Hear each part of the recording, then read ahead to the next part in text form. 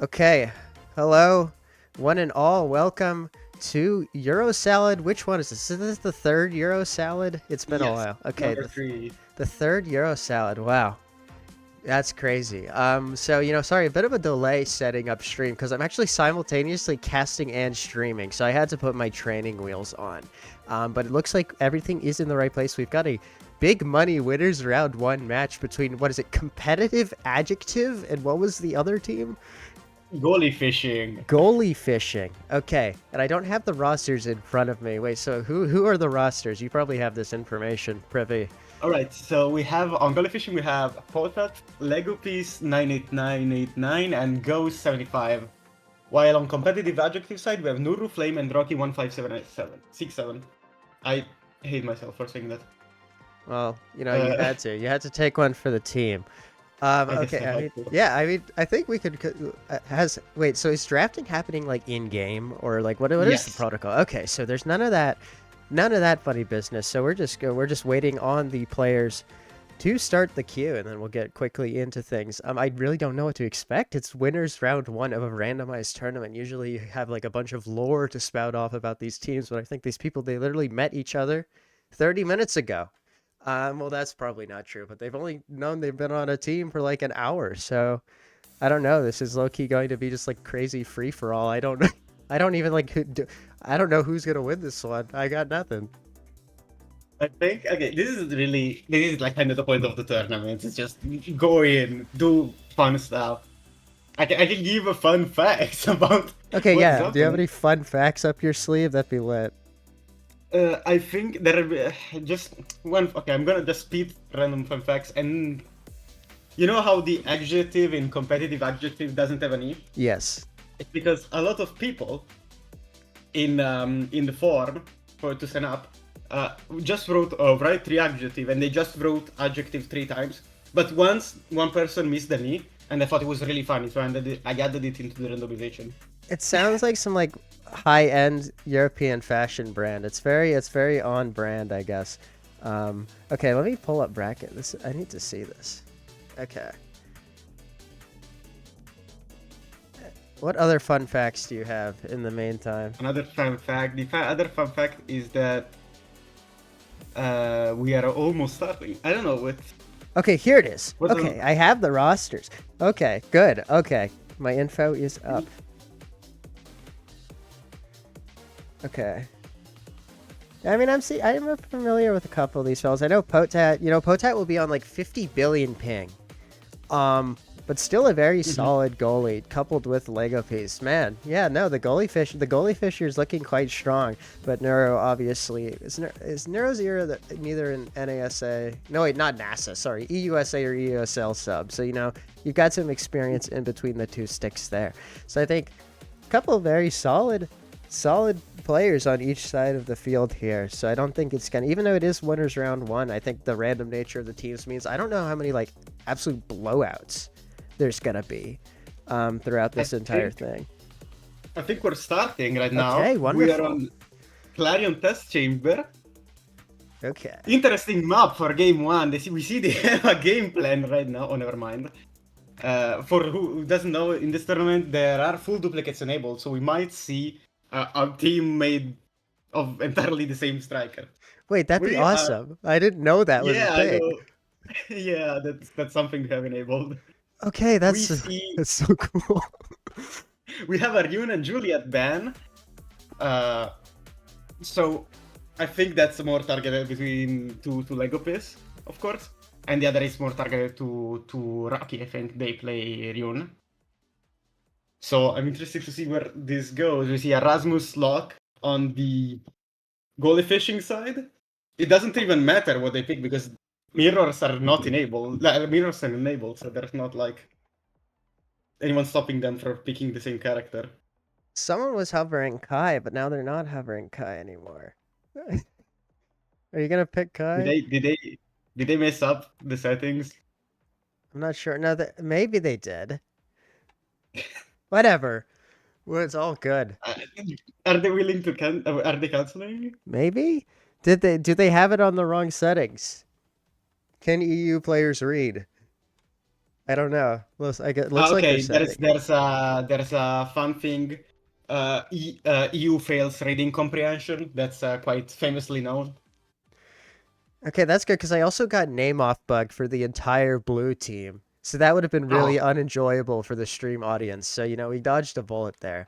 Okay. honestly, intended. We knew they wouldn't do that. Yeah, exactly. Okay, let me go back to the BRB. Oh, wait, the caster screen. That's the one. Caster screen. Yes, transition. Okay.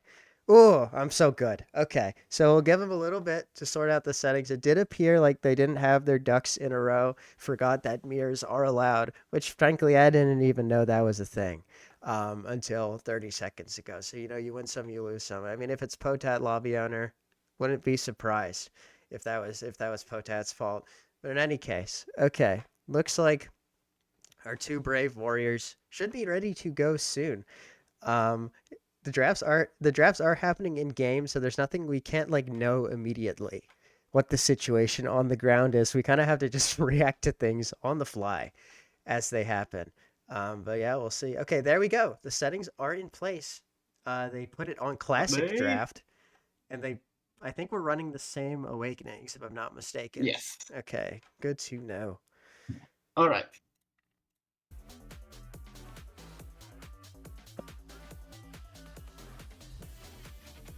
We are finalizing the things that both the teams are ready, and then we are actually ready to get into game one of this tournament. We are hopefully not fake popping,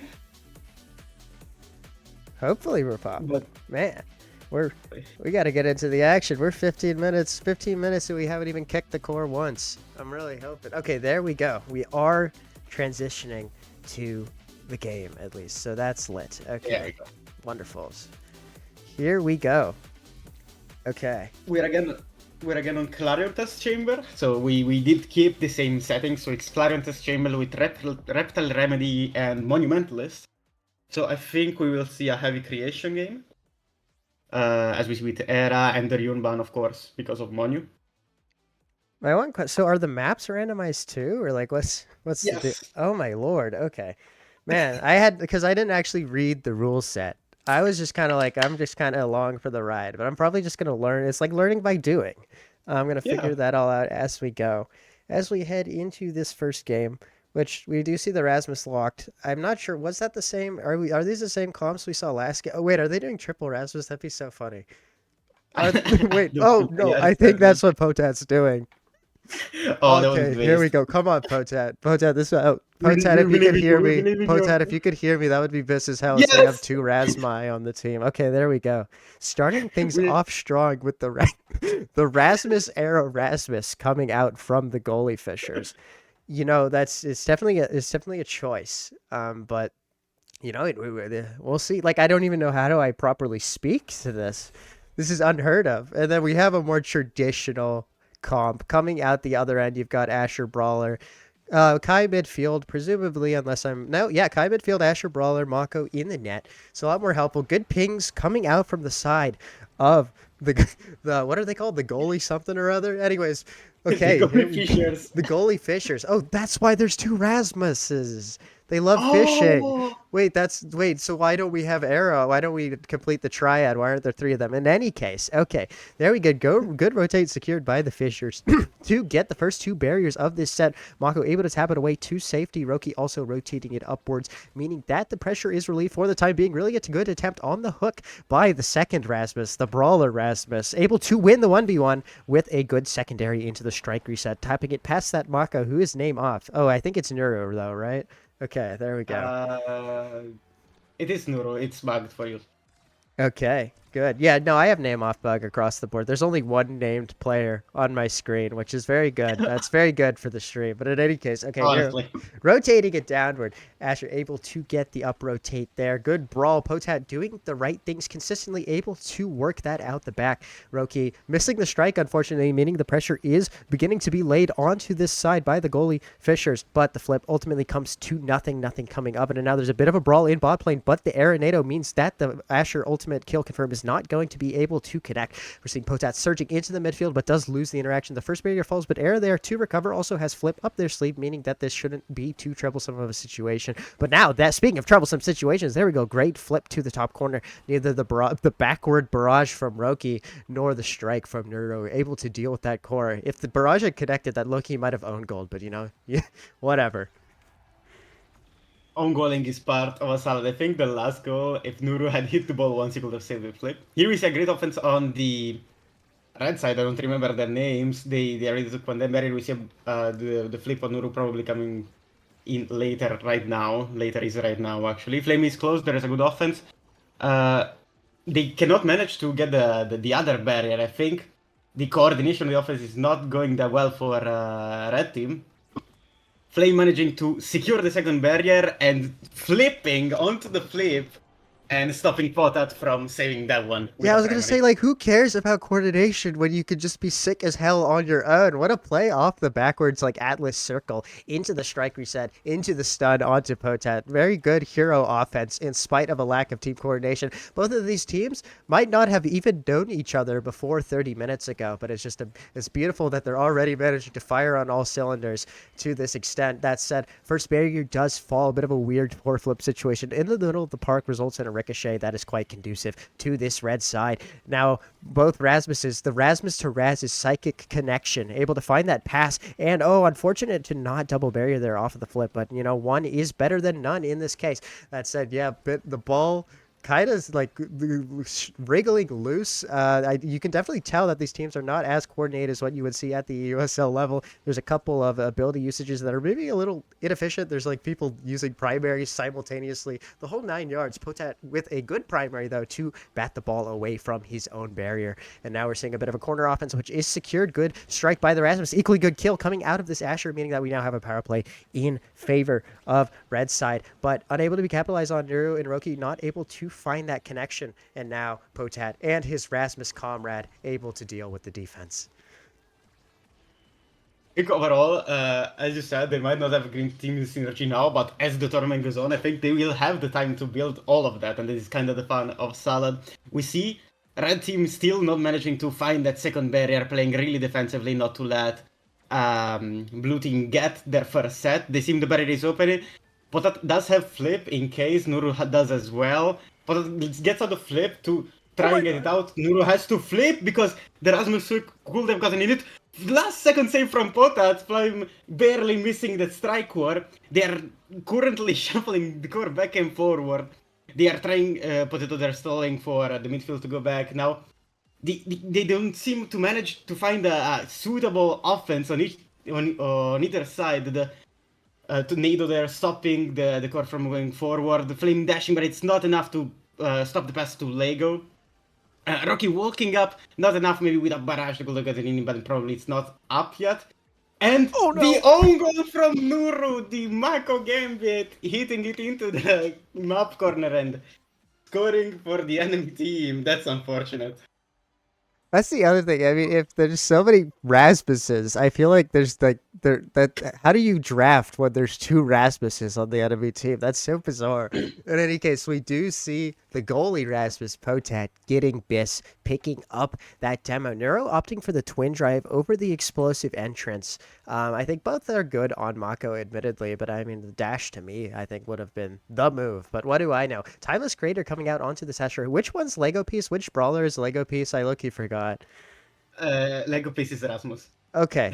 So we've got So we've got Potat and the other Rasmus, which is Lego piece. Okay, good. Okay, so I'm starting to get my bearings. In any case, good draft by both characters. No Timeless Creator give value there, but the Asher still getting the kill onto the first Rasmus Lego piece. Second Rasmus still on the field though, so not all is lost. What a great clear by Potat. Really good find there, able to work the ball out of dodge, even into the face of this big Asher, I believe had primary. Now, a bit of a conga line in top lane as both teams just try to vie for some semblance of possession. We have Potat on the prowl. This era has dropped back to compensate, but a little too small. The ball wriggles free through the strike box, meaning that the first barrier does fall, but there's so many bodies in this top lane. The ball is not going anywhere anytime fast. And now bottom coin's pressure situation, Lego Peach is waiting for Neuro to strike it even. Well, it's because Lego Piece didn't get the size. Potat got the size, so unable to really force any sort of interaction out of Neuro there.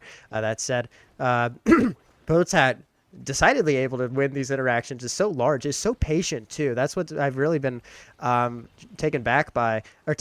So thus far in the play is how patient Potat is always finding these really late clears, not rushing his interactions at all. So it's very impressive. Yeah, I think the patience might be also due to ping, might be an issue here. We see them neither team managing to find a good enough offense to just get the core to open the barrier. Another huge thing that blue team got was among Titans, giving both the Rasmuses more size, but Flame here with Burst is kinda scary, even for two oversized Rasmuses. Yeah, man, it's just like there's so many big circles coming out on this map, especially two Rasmus. A really good attempt on the strike reset ult by Lego Piece, but nothing coming of it. Interesting. Wait, what? How did that even happen? Did he strike it backwards? What happened there? I think they used the hook.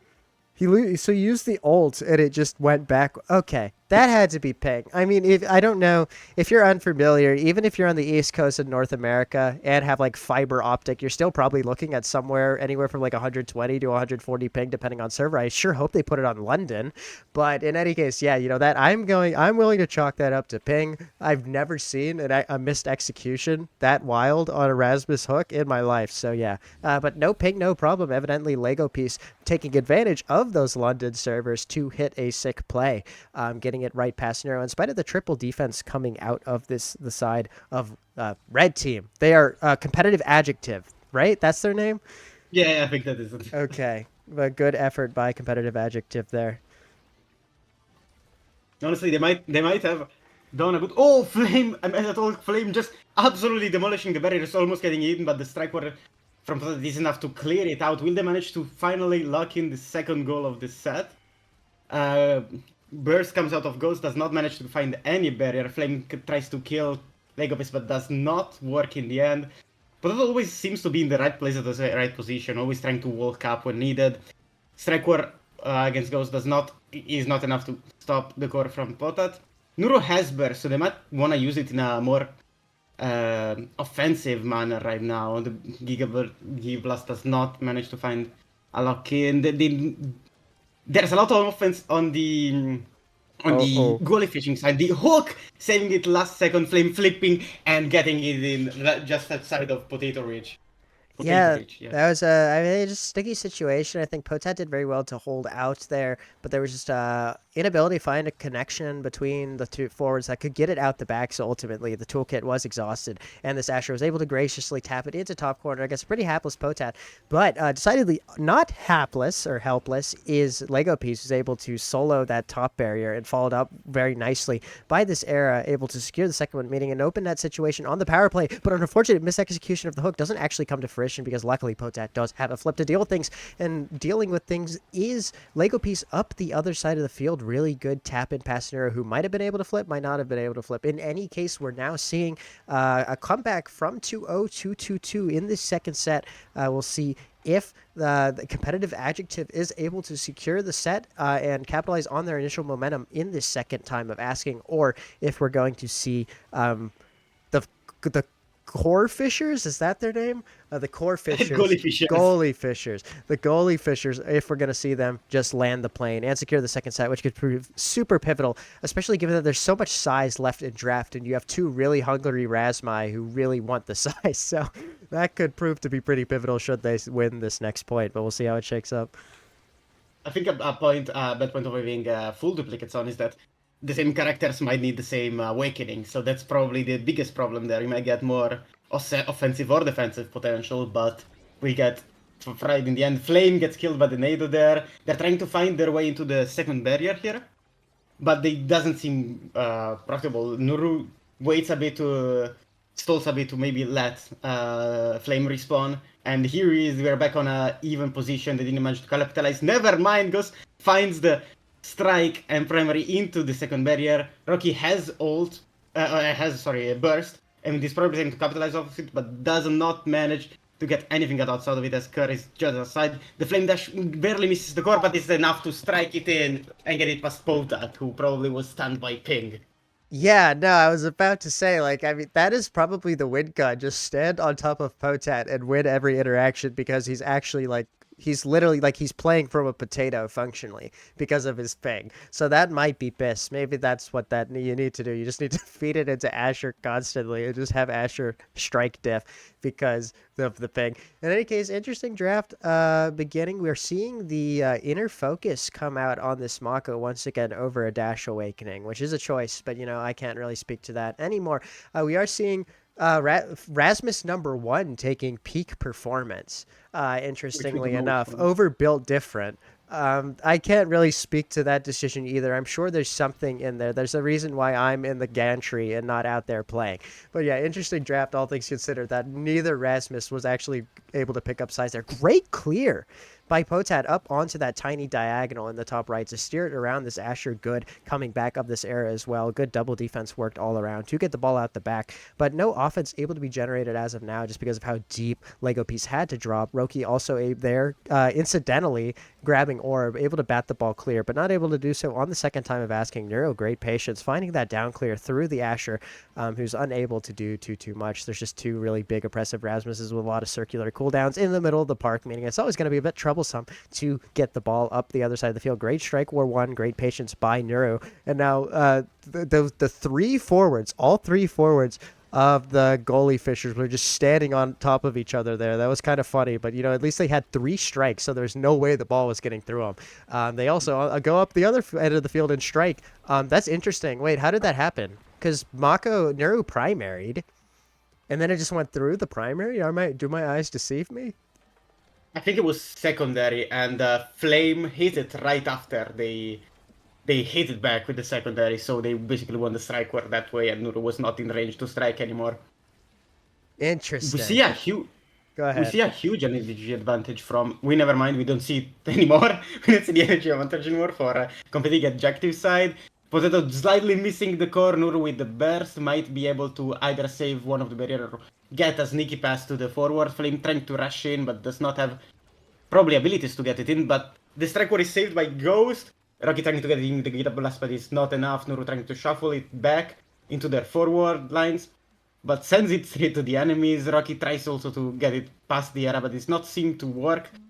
They seemingly cannot get past Lego this time. They are getting it. They're keeping their offense high. They're not managing to find a good offense here. Burst coming out of Lego, but it's not enough. Waited too long. There were just a conga line. After that, Rocky and Flame just spamming everything, strike, barrage, and get it in past Potat, who probably could have said that just with burst, I think.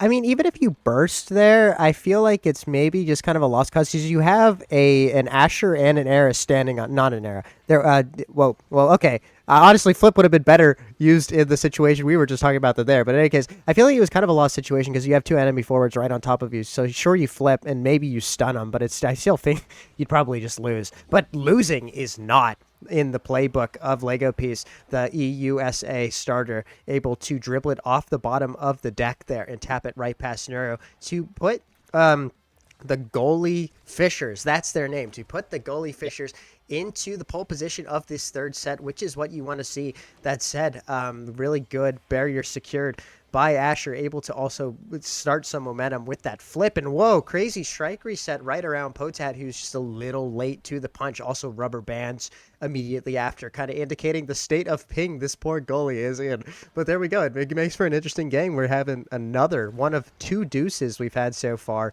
in this game. We'll see which team is able to manufacture a bit of daylight and get this final point. The team right now seems quite balanced after all, because they seem to always to take a point each for each goal of it. A massive flame is not enough to capitalize off the huge size, blocks the core the core flip with the ult, but Rocky manages to find the second barrier there. They don't seem to manage to find the last goal there. Ghost is free for a pass. Nuru tries to walk up, maybe with burst, maybe able to shuffle off something, but the Nado completely blocks the line. Flame loses his Strike War and is not able to secure that last goal for this set. Flame almost kills someone, but is not enough to knock them out, just evade. And they're trying to shuffle now for a good offense. I think neither team is finding that right now. Yeah, I mean, it's just a sparring match. Both teams poking and prodding. Both goalies holding especially well. I guess I cursed Nero a little bit there. Yeah, I did. Wow, really cursed Nero there. Loses barrier and then gets beamed straight in the face, meaning that this third set goes the way of the goalie fishers. Another Rasmus in pole position. I think that's been the story of this game. No size, but still plenty of good pickups. I don't know which Rasmus this is, actually. Is this Potat? Is this Potat Rasmus that's picking first? I have no clue, and I don't think we will find out until I don't know draft who is this over. Rasmus. I don't know which Rasmus just picked Heavy Impact, but I mean that's a decent pickup, irrespective of which Rasmus it's on. Okay, no, surely the Brawler Rasmus didn't pick team player. Okay, that helps me piece together who got what. Interesting pickups coming out from both sides. Prize Fighter on Flame, which could prove to be very scary. They've proven that they're quite apt at getting these kills, especially challenging on players contesting off ledge. Interesting miss strike by Potat means both barriers fall, and this Asher just able to kit dump in the top corner. I mean, it's round start, so had everything up their sleeve, and Potat, looking kind of helpless in the face of that crazy pressure. So good clinical conversion by the side of competitive adjective there. That was a good offense. We see Flame snagging the first barrier already. They're probably stopping that line, but trying to get it out. They still seem to not get. Lego is nice primary into the barrier there, managing to find finally some kind of offense that goalie fishing needed. Rocky trying to shuffle it in with Barrage, gets it in. The Nado locks off the top lane, and now Legobis is trying to dribble by themselves, but is it enough to get the barrier? It doesn't seem so. Rocky catches it in time, and it's back on goalie fishing side. They don't seem to find a good enough offense though, since the Ghost and Potat were both locking up top, and the other was locking up bottom. Flame getting his first stack of Prize Fighter. If they manage it to rack it up, it might be a problem. Burst comes out for Flame, second burst to get this goal and secure the victory for this round. Man, that was a very expensive goal. Two strikers cashing in their flips in exchange for a poke through the double defense of this goal. Nuts. That's heavy. Wait, no, that's not even heavy impact Rasmus. That's just stock Rasmus primary. That's insane. Oh, Poldrin's Rasmus. I see. Okay. I had to do a double take there. On what universe does that kill? Good flip by Nuru to make sure that the power play is not immediately converted on, but Lego piece showing his quality, able to just run up and secure it on the second time of asking. So once again, kind of a familiar story. We see the competitive adjective side. They get really hot. They knock a couple points past this goalie fishing team, but it always seems like goalie fishing is able to reset the metal, recuperate, and adapt, and now looking to maybe continue this theme into what could be a very decisive third set. That said, the other side, still winning these defenses, playing well, just looking for some daylight. And that is some daylight if I've ever seen one. The flip blown by Era, meaning that energy economy is no longer so decisively in favor of this goalie fishing team. Potat caught on the overextension, but does have hook up his sleeve, meaning that the barrier is not taken. This is a very scary situation, but all three forwards on the defensive means that the second barrier doesn't fall. Good find by Neuro, hitting it right around that Rasmus. Like, an equally good win on the strike war there. Some very good individual micro coming out of this competitive adjective goalkeeper. Wow, speaking of micro, very good kill found by Flame, who also holds on to flip, doesn't use the flip in the process of killing, meaning that it is able to flip for the second barrier, and this is such a good position. There we go, great conversion on the strike, and once again Potat a little late to the punch there. So great stuff coming out from team competitive adjective, and we're now seeing Roki rewarded for their hard work with the first pick of draft.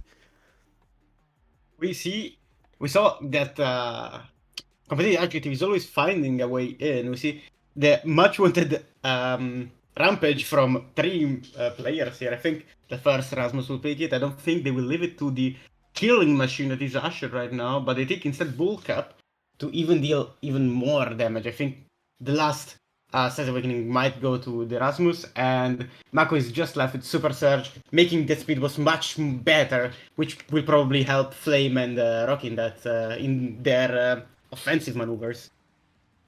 Yeah, okay. I mean, solid pickups coming out from both sides. Hotshot air, a little interesting. You do not see that every day. You don't see a couple of things in this game every day, admittedly. In any case, good, secure up the top barrier, but there's just so many blue bodies behind that ball. There's no way you get the second one. There we go. Defense is worked, and surging up the other side of the field is Lego Piece and friends, who are able to get the first barrier, but the second barrier also falls on the side of this Goalie Fishers team, meaning that it is still pretty much a Cats game. Good strike. That was great layering by Roki and Nur there to work the ball out the back and able to find that out clear. Interesting interaction there in the bottom corner by Potat. I feel like he has like such a good excuse for micro errors. I mean, he's literally on like 50 quintillion ping. But it's like it's interesting. Yeah, it just bounces a little bit backwards off of the Rasmus secondary. For all I know, that could have been like he could have been on one ping and just messed the execution, but I'll give him benefit of the doubt there. I think Flame understood that standing on top of the lagging goalie might be the play here. This map, specific map on Clarion is always particular because the bouncy walls always seem to never get the offense on each side. But Flame managing to find that second barrier, is this the second goal for this last set of the game? Lego is using burst, but is blocked by Mako there. Another flip going down. Nuru having to burst this one after the barrier is gone. Flame almost getting Rocky running in, using the burst and flipping it in. Yeah, Potat is just banned from winning Strike Wars. That's unfortunate, but able to work the defense in spite of it, but does ultimately lose. This is a very good. I mean, nobody really. There's only one person in the lobby who's currently capable of dodging. The energy economy kind of in shambles right now, but this Asher building a ton of it, able to just leverage that big power orb pickup in the middle of the park to make things happen. But good holds by Neuro, but yeah, there's not too much you can do when you have three members of the Goalie Fishers breathing down your neck in bot lane. Was unable to find the clear, able to find the primary into top lane is Lego Piece, who's showing that this Goalie Fishers team still has life. The two Rasmuses, the ride or dies in it to win it in it till the end for each other.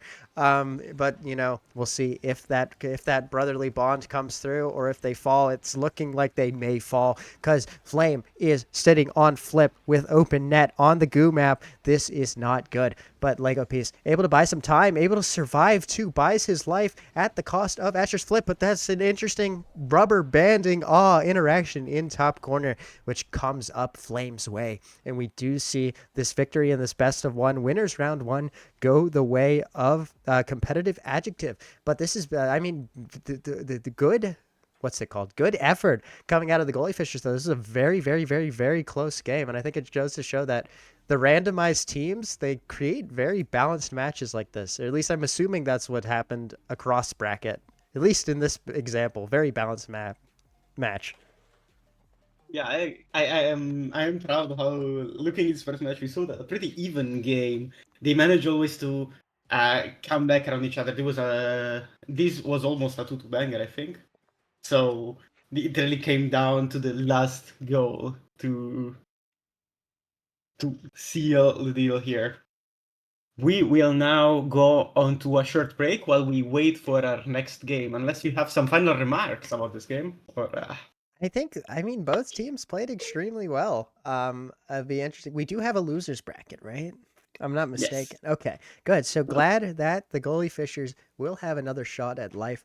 Very good showing, and I'm sure they've learned a lot of lessons about how they like to operate as a team in this pivotal and very aggressive first game. Maybe they run 3 Rasmuses next time. Maybe that might be the method. But yeah, good to know that they have a second shot of life in this losers bracket. It'll be nice to see them down there should they persist. Okay, that's my final remarks. We can go into a short break. We will be right back with the next game. All right.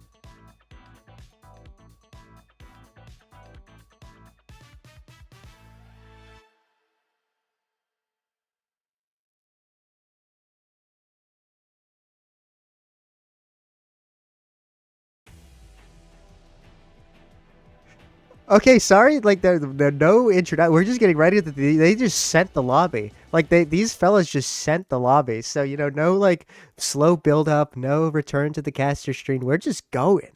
We're just going. These we've got who do we got? I low key forgot. We got Hot Clock versus Cosmogonic Happiness. Cosmogonic is not a word. What is cosmogonic? I mean, okay, I guess they'll show us what the power of what that means. But no, interesting game. We do see not so easy. Who and is are they EUSA or EUSL? Or are they not? I thought You say, I think. EUSA. Okay, good. I know some ball. I know some ball. There. Who are we banning? Okay, wait. Are we gonna see triple rune? That'd be lit. Come on, queer girl failure. Pick rune. Don't be You're just lame. into Don't be for a the sucker. triple. I am exerting pressure as a caster. I'm breaking the sacred Hippocratic caster oath. Oh, lame, boring, boring. I think there might be a creation awakening in this. Maybe, but no, wait. Why would there? I guess for rune, maybe Oh no.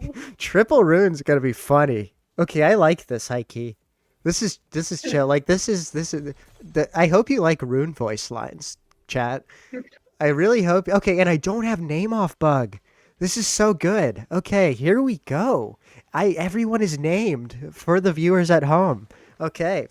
Here we go. Okay, first play of the game, we do see the three runes duking it out in bot lane. Ultimately, Raven Revix coming out the better of the three tricky casters. Now, just all three members of every team in top lane, but the ball is cycled out by Queer Girl Failure, able to also hold there in spite of the triple pillar pressure, meaning that no barriers fall. We're in for a pretty, I assume we're in for a pretty long night market game. Also, okay, so the awakes were M prop and Monu. So three big Monus on the field. There we go. We're already seeing some value coming out of that initial pillar by Raven Revix.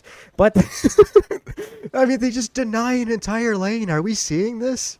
They just eat an entire lane. That's crazy. But yeah, there we go. Ironically, it's actually the barrier of Cosmogonic. Is Cosmogonic Happiness red team? Who's red? Which one's Cosmogonic Happiness? It's blue team. Oopsie. Wait, blue team is Cosmogonic Happiness. Then who is red team? Red. Hot clock. Okay, Hot Clock. Wait, so I need to reverse the names. Yes. Okay, Okay. Okay, you take the play-by-play while I fix that. Yes. We see. I think the only problem with double Rune is the fact that they might not be able to uh, profit on of the offense much. We see Yuzman getting juked by a wall. There are a lot of walls here. To be fair, they're trying to. Hot Clock is trying to set up an attack, but they don't seem to manage to do that right now.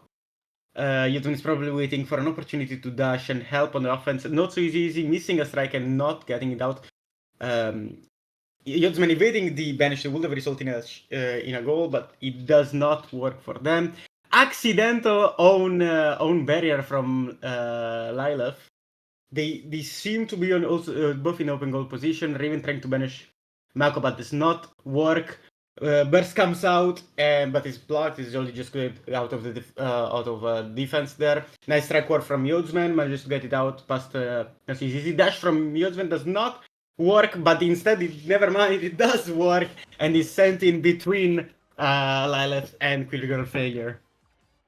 Okay, so I was fixing the UI because we did have the team names reversed. But okay, good to know that it is night market, so I didn't really miss anything. And the entire span of me going into the guts of this OBS and fixing that, there was one goal scored.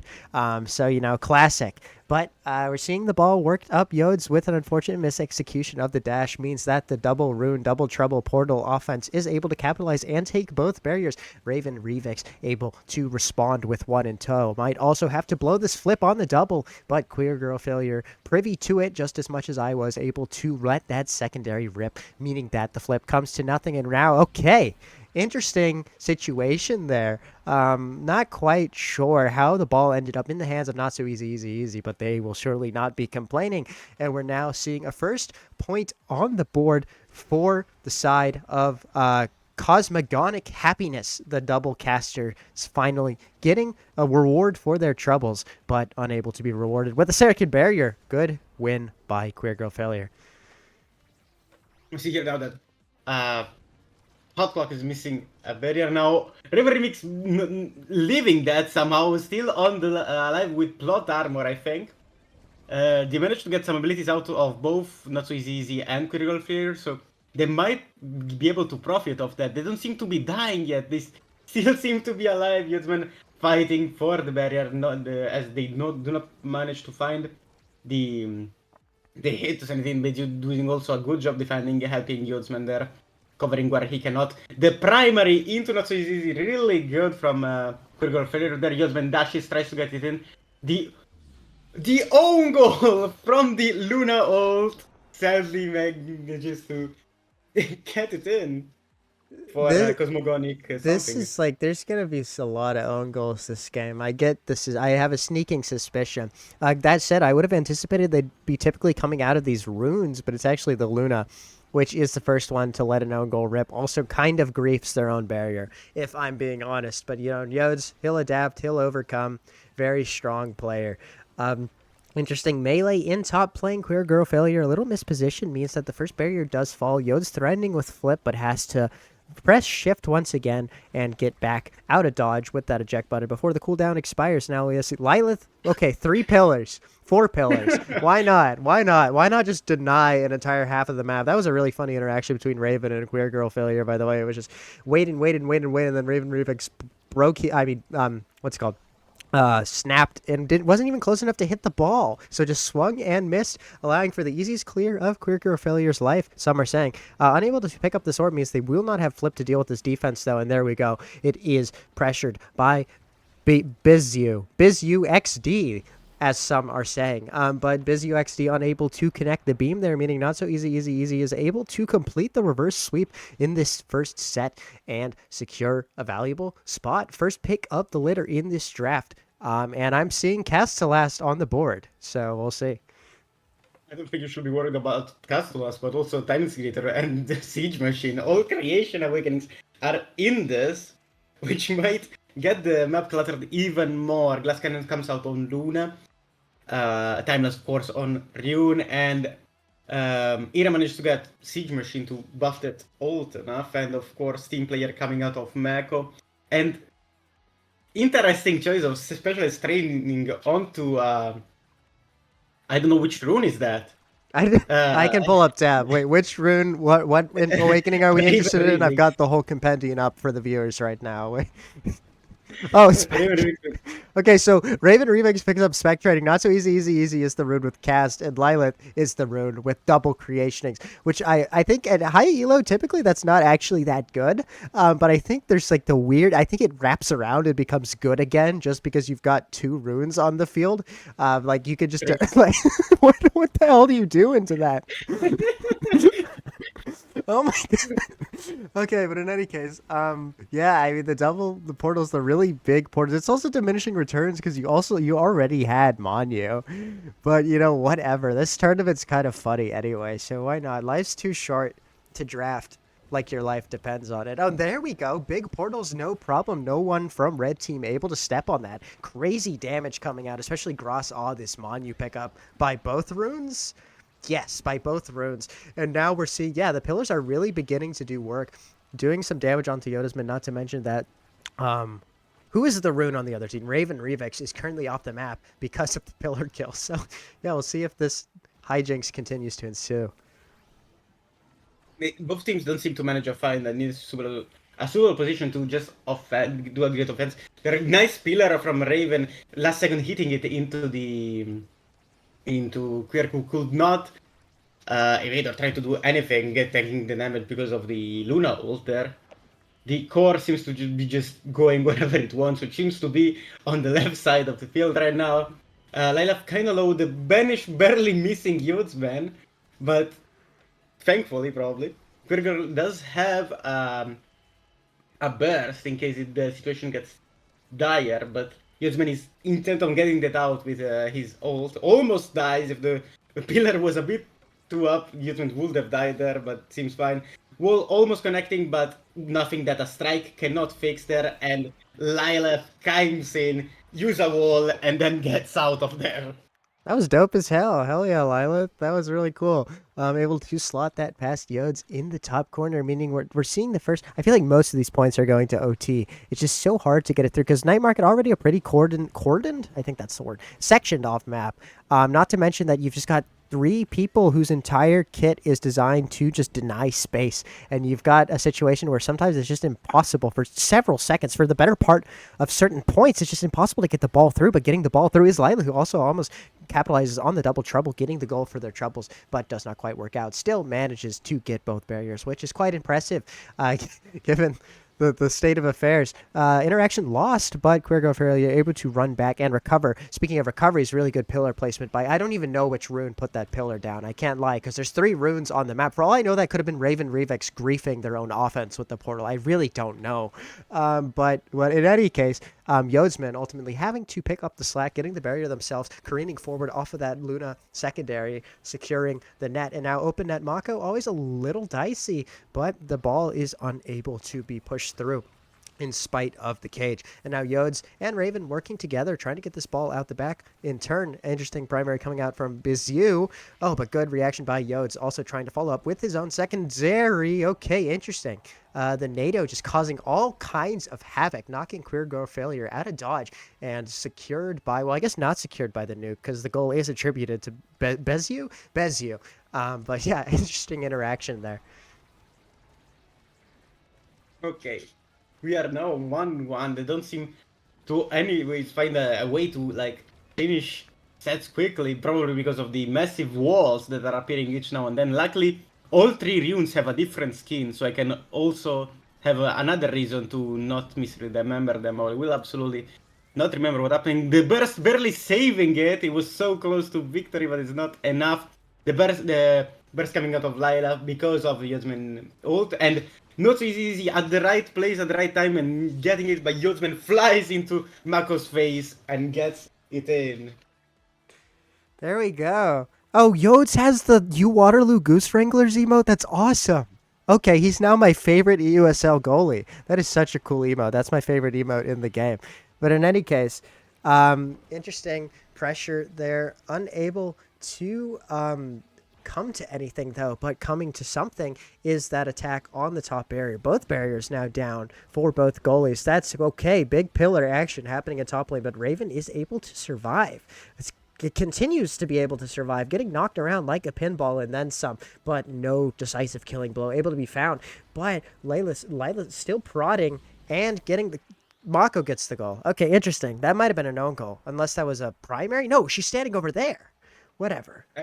I think it's a primary. Okay. I didn't get it. Honestly, it's everything is happening so quickly. I just see balls appear on my screen and I don't know who placed them, where they got placed, and why. Oh, Reverie taking his own barrier, but it's probably alright. They try to manage and convert that failure to a win, but Lila trying to get it in, not winning it. But just winning the strike war against both runes and gets killed ultimately because of the primary mix with the energy burst there. Lila banishes the Yodsman, but it's not enough. He bursts, but unlucky, misses the angle. It bounces up and down, gets banished, and now it's just over. I think. Never mind, Yodsman with the strike, getting out down to Beju. The core goes back sadly and getting the first barrier for a hot clock. What is happening this set? Will they manage to get this win? No. Oh, never mind. I need to stop speaking right now. Yodsman managing to catch the ball last second. They're just that good. Will they manage to win this set after so many good saves from the Yodsman side?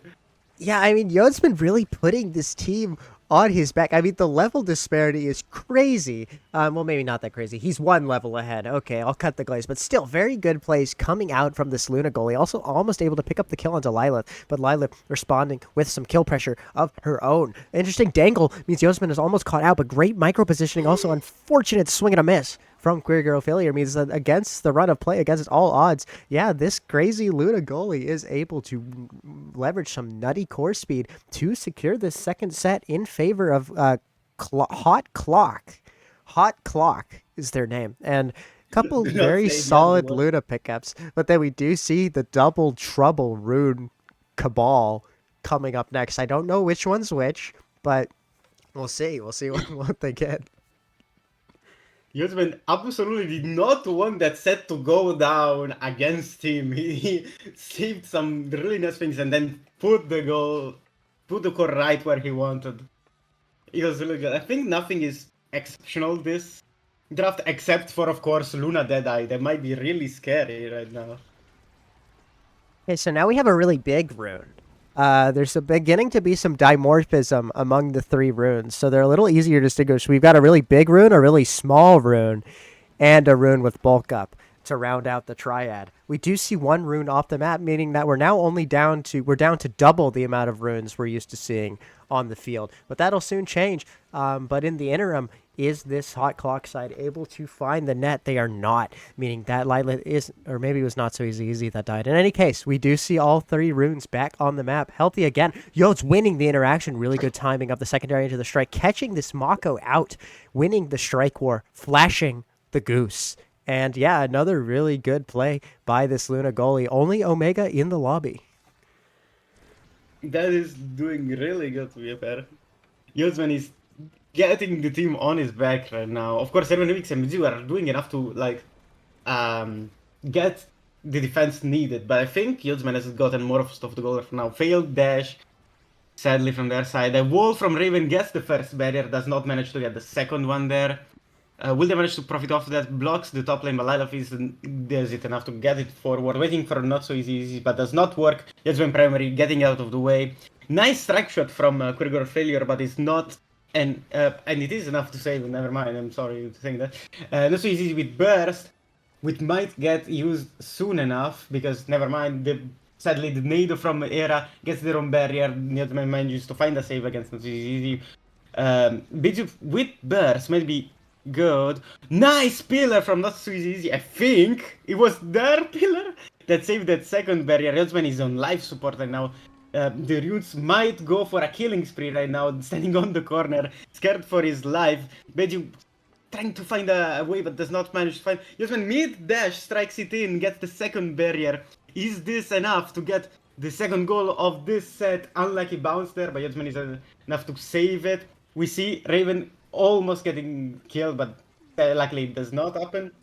The court somehow gets saved on the right there. I saw like 5 quintillion balls. But it's enough. Of course, Burst goes out, is enough to get save against Raven. Yuzman accidentally passes to Nusuizizi, who gets the second barrier. Benishis goes through the wall, a lot of walls, and that 7th pass. I think the core was there at some point when it happened. Oh my god, I mean, I think this is... So I think the way that the win con that's developing is that Yodes just holds like a beast, like an animal, until he gets to OT, and then you just pray that some crazy OT chord speed like ricochets off of these rune pillars that they put in the middle of the field, and then one of the 2 forwards just waits to capitalize. I think it's working. I mean, you just have to rely on your goalie's ability to just continue to make really good, really smart decisions and keep you in this game. And then yeah, you just pray for BS basically, and it's working. It's working. Like, really good stuff coming out of the side of Hot Clock. And we'll see if they can keep poking and prodding. They now are in the set point. You know, it's, I think, evading the banish, but not too much you can do in that situation. This is okay. Good save. Holy crap. Oh, my lord. Okay. That was interesting. Yode's almost getting destroyed by that flip from Queer Girl Failure, but able to escape with his life. Also, almost taking the life of both forwards of this Cosmogonic Happiness side, but not so easy. Saying, not so fast, not so easy. I'm going to pillar right in your face. Yode's falling for it, conceding, and we do finally see a point on the board after some time from this, from this Cosmogonic Happiness side, who will hopefully continue to keep prodding at this other team. Hot Clock, that's the one. They managed to get the momentum upright, like having 5 gazillion walls on the left, right. I think it was workable. Not so easy on life support. I think Yuzman might be bloodthirsty right now with the dead end missile prop. How does that happen? A lot of Creation Awakening skill out Era, who sadly just walks in the pillar there, not so easy shuffling, not managing to find it. Yuzman primary barely hits the barrier, and the core goes back to Busy, who just respawned. Not so easy with Burst, might be using that for the second barrier. Well, and not so and easy thing on the same side. But the Bears works with a nice pillar placement, Ooh. good wall from Raven there. Not so easy again on the offense, trying to get it out, but Basie wins the strike war. Almost in overtime, so we will see a lot of shenanigans soon. Yodman dashes forward, yes, energy burst, is it enough? It is! Lilef does not strike in time. Lilef does not strike in time, and this is another set for Hot Clock. Man, over, under, place your bets. Lilith is 25. Man, that was an age check right there. Flip from outside of the arc, unable to react. Meaning that Yodes, I feel like Yodes might have actually scored like all of, I think he scored the most goals in the lobby, if I'm not mistaken, which, pop off my Luna King. In any case, we're seeing some rune, like one of the runes is picking up stacks. Can't tell you which one, lol. OIA, interesting choice from Queer Girl Failure. I guess there's not a lot for Mako in this draft, but I feel like there's OIA into a Luna. I don't know. We'll see what happens. At least this Mako might be able to affect the offense just a little more, which is great given Mako's inherent immobility. That said, there's still just such a big potential for damage, but able to footsie around the pillar for now, and it's actually the Hot Clock that's eating a lot of damage, and one of their forwards is now dead. Which one? Raven Revex. Raven Revex is dead.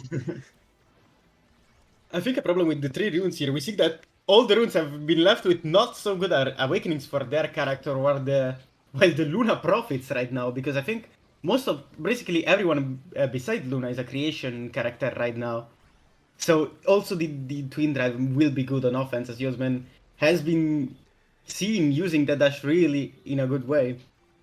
Pillar gets the second barrier from not so easy, I think.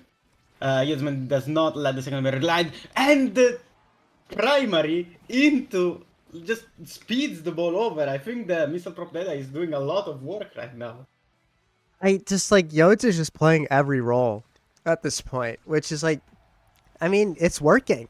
It's working. I guess if you just like have a really good goalie, I remember like I know the consensus nowadays is that midfields win you games, but I think in 2023 was more like it just, at the high level, it's just whichever goalie is better diffs. And I think this is very like reminiscent of those early 2023 days. I think Yodes is just like holding it down, is able to exert pressure when necessary, and not to mention his 2 forwards are there to continue to exert pressure to help build these boxes. And I think it's really clinical performance coming out from this Hot Clock side. That said, I mean, what Cosmogonic Happiness, man, I'm never going to get that name down. It's also holding very well. I think it's just they're coming up a little short on these offenses, but decidedly not coming up short is Yodes, who once again comes forward with that secondary to secure the goal and almost securing the barrier too. No, securing the barrier and almost securing the goal. Had my priorities mixed up there. But in any case, does blow the flip, meaning that open goal Luna with no flip. A little scary, but manageable. Manageable is this defense as well. Raven Revex in the wrong place to contest, meaning the ball is batted out.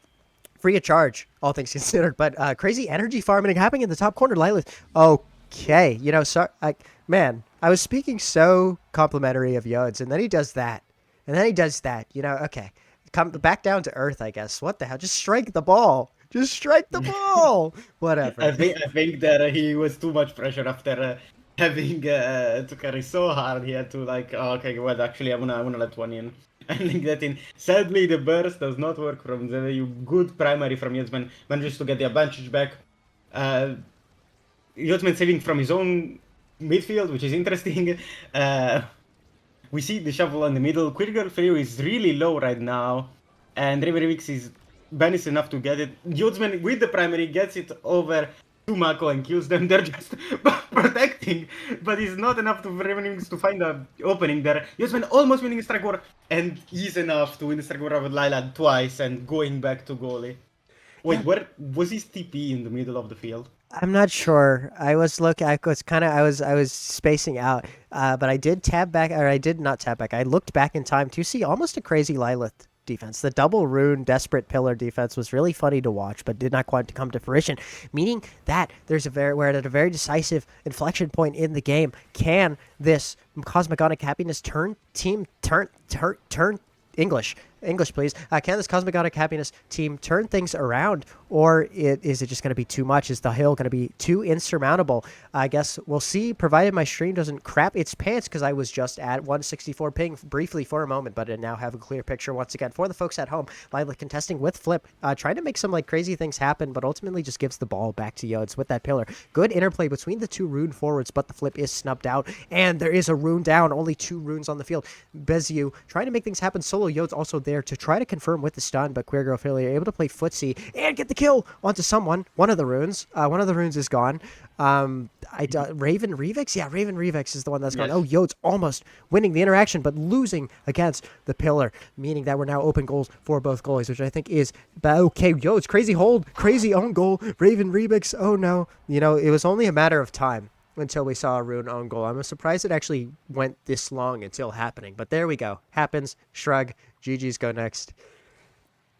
Also because they were in overtime, so there was kind of the kill coming out of Yods when he chose war and is getting 2 barrier skills a person, and now he's trying to look for that final primary into goal.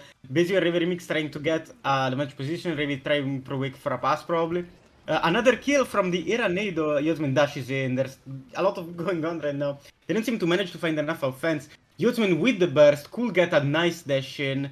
We need to wait and see what happens. Walks up, tries to get the offense right in. Probably they might be able to profit off of it soon. Burst comes out of Era.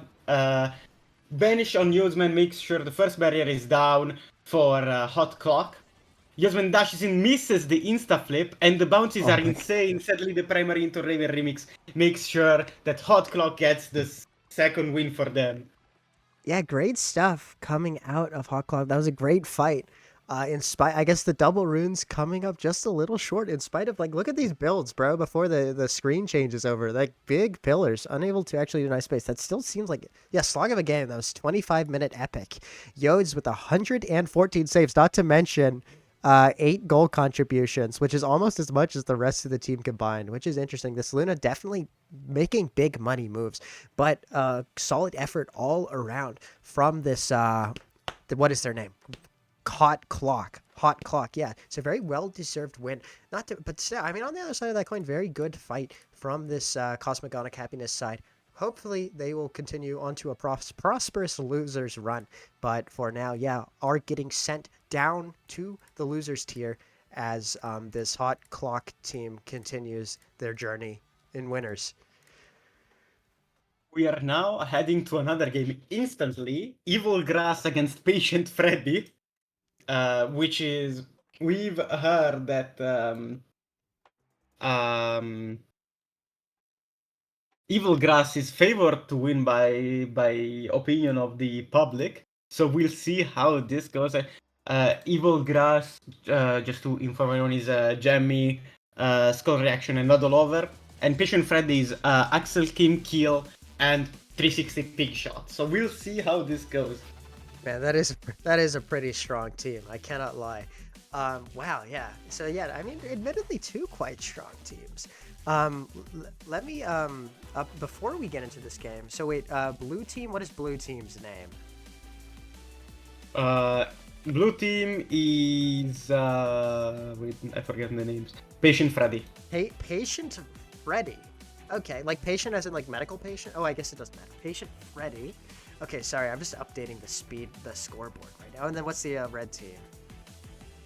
Red team is Evil Grass. Evil Grass. Okay.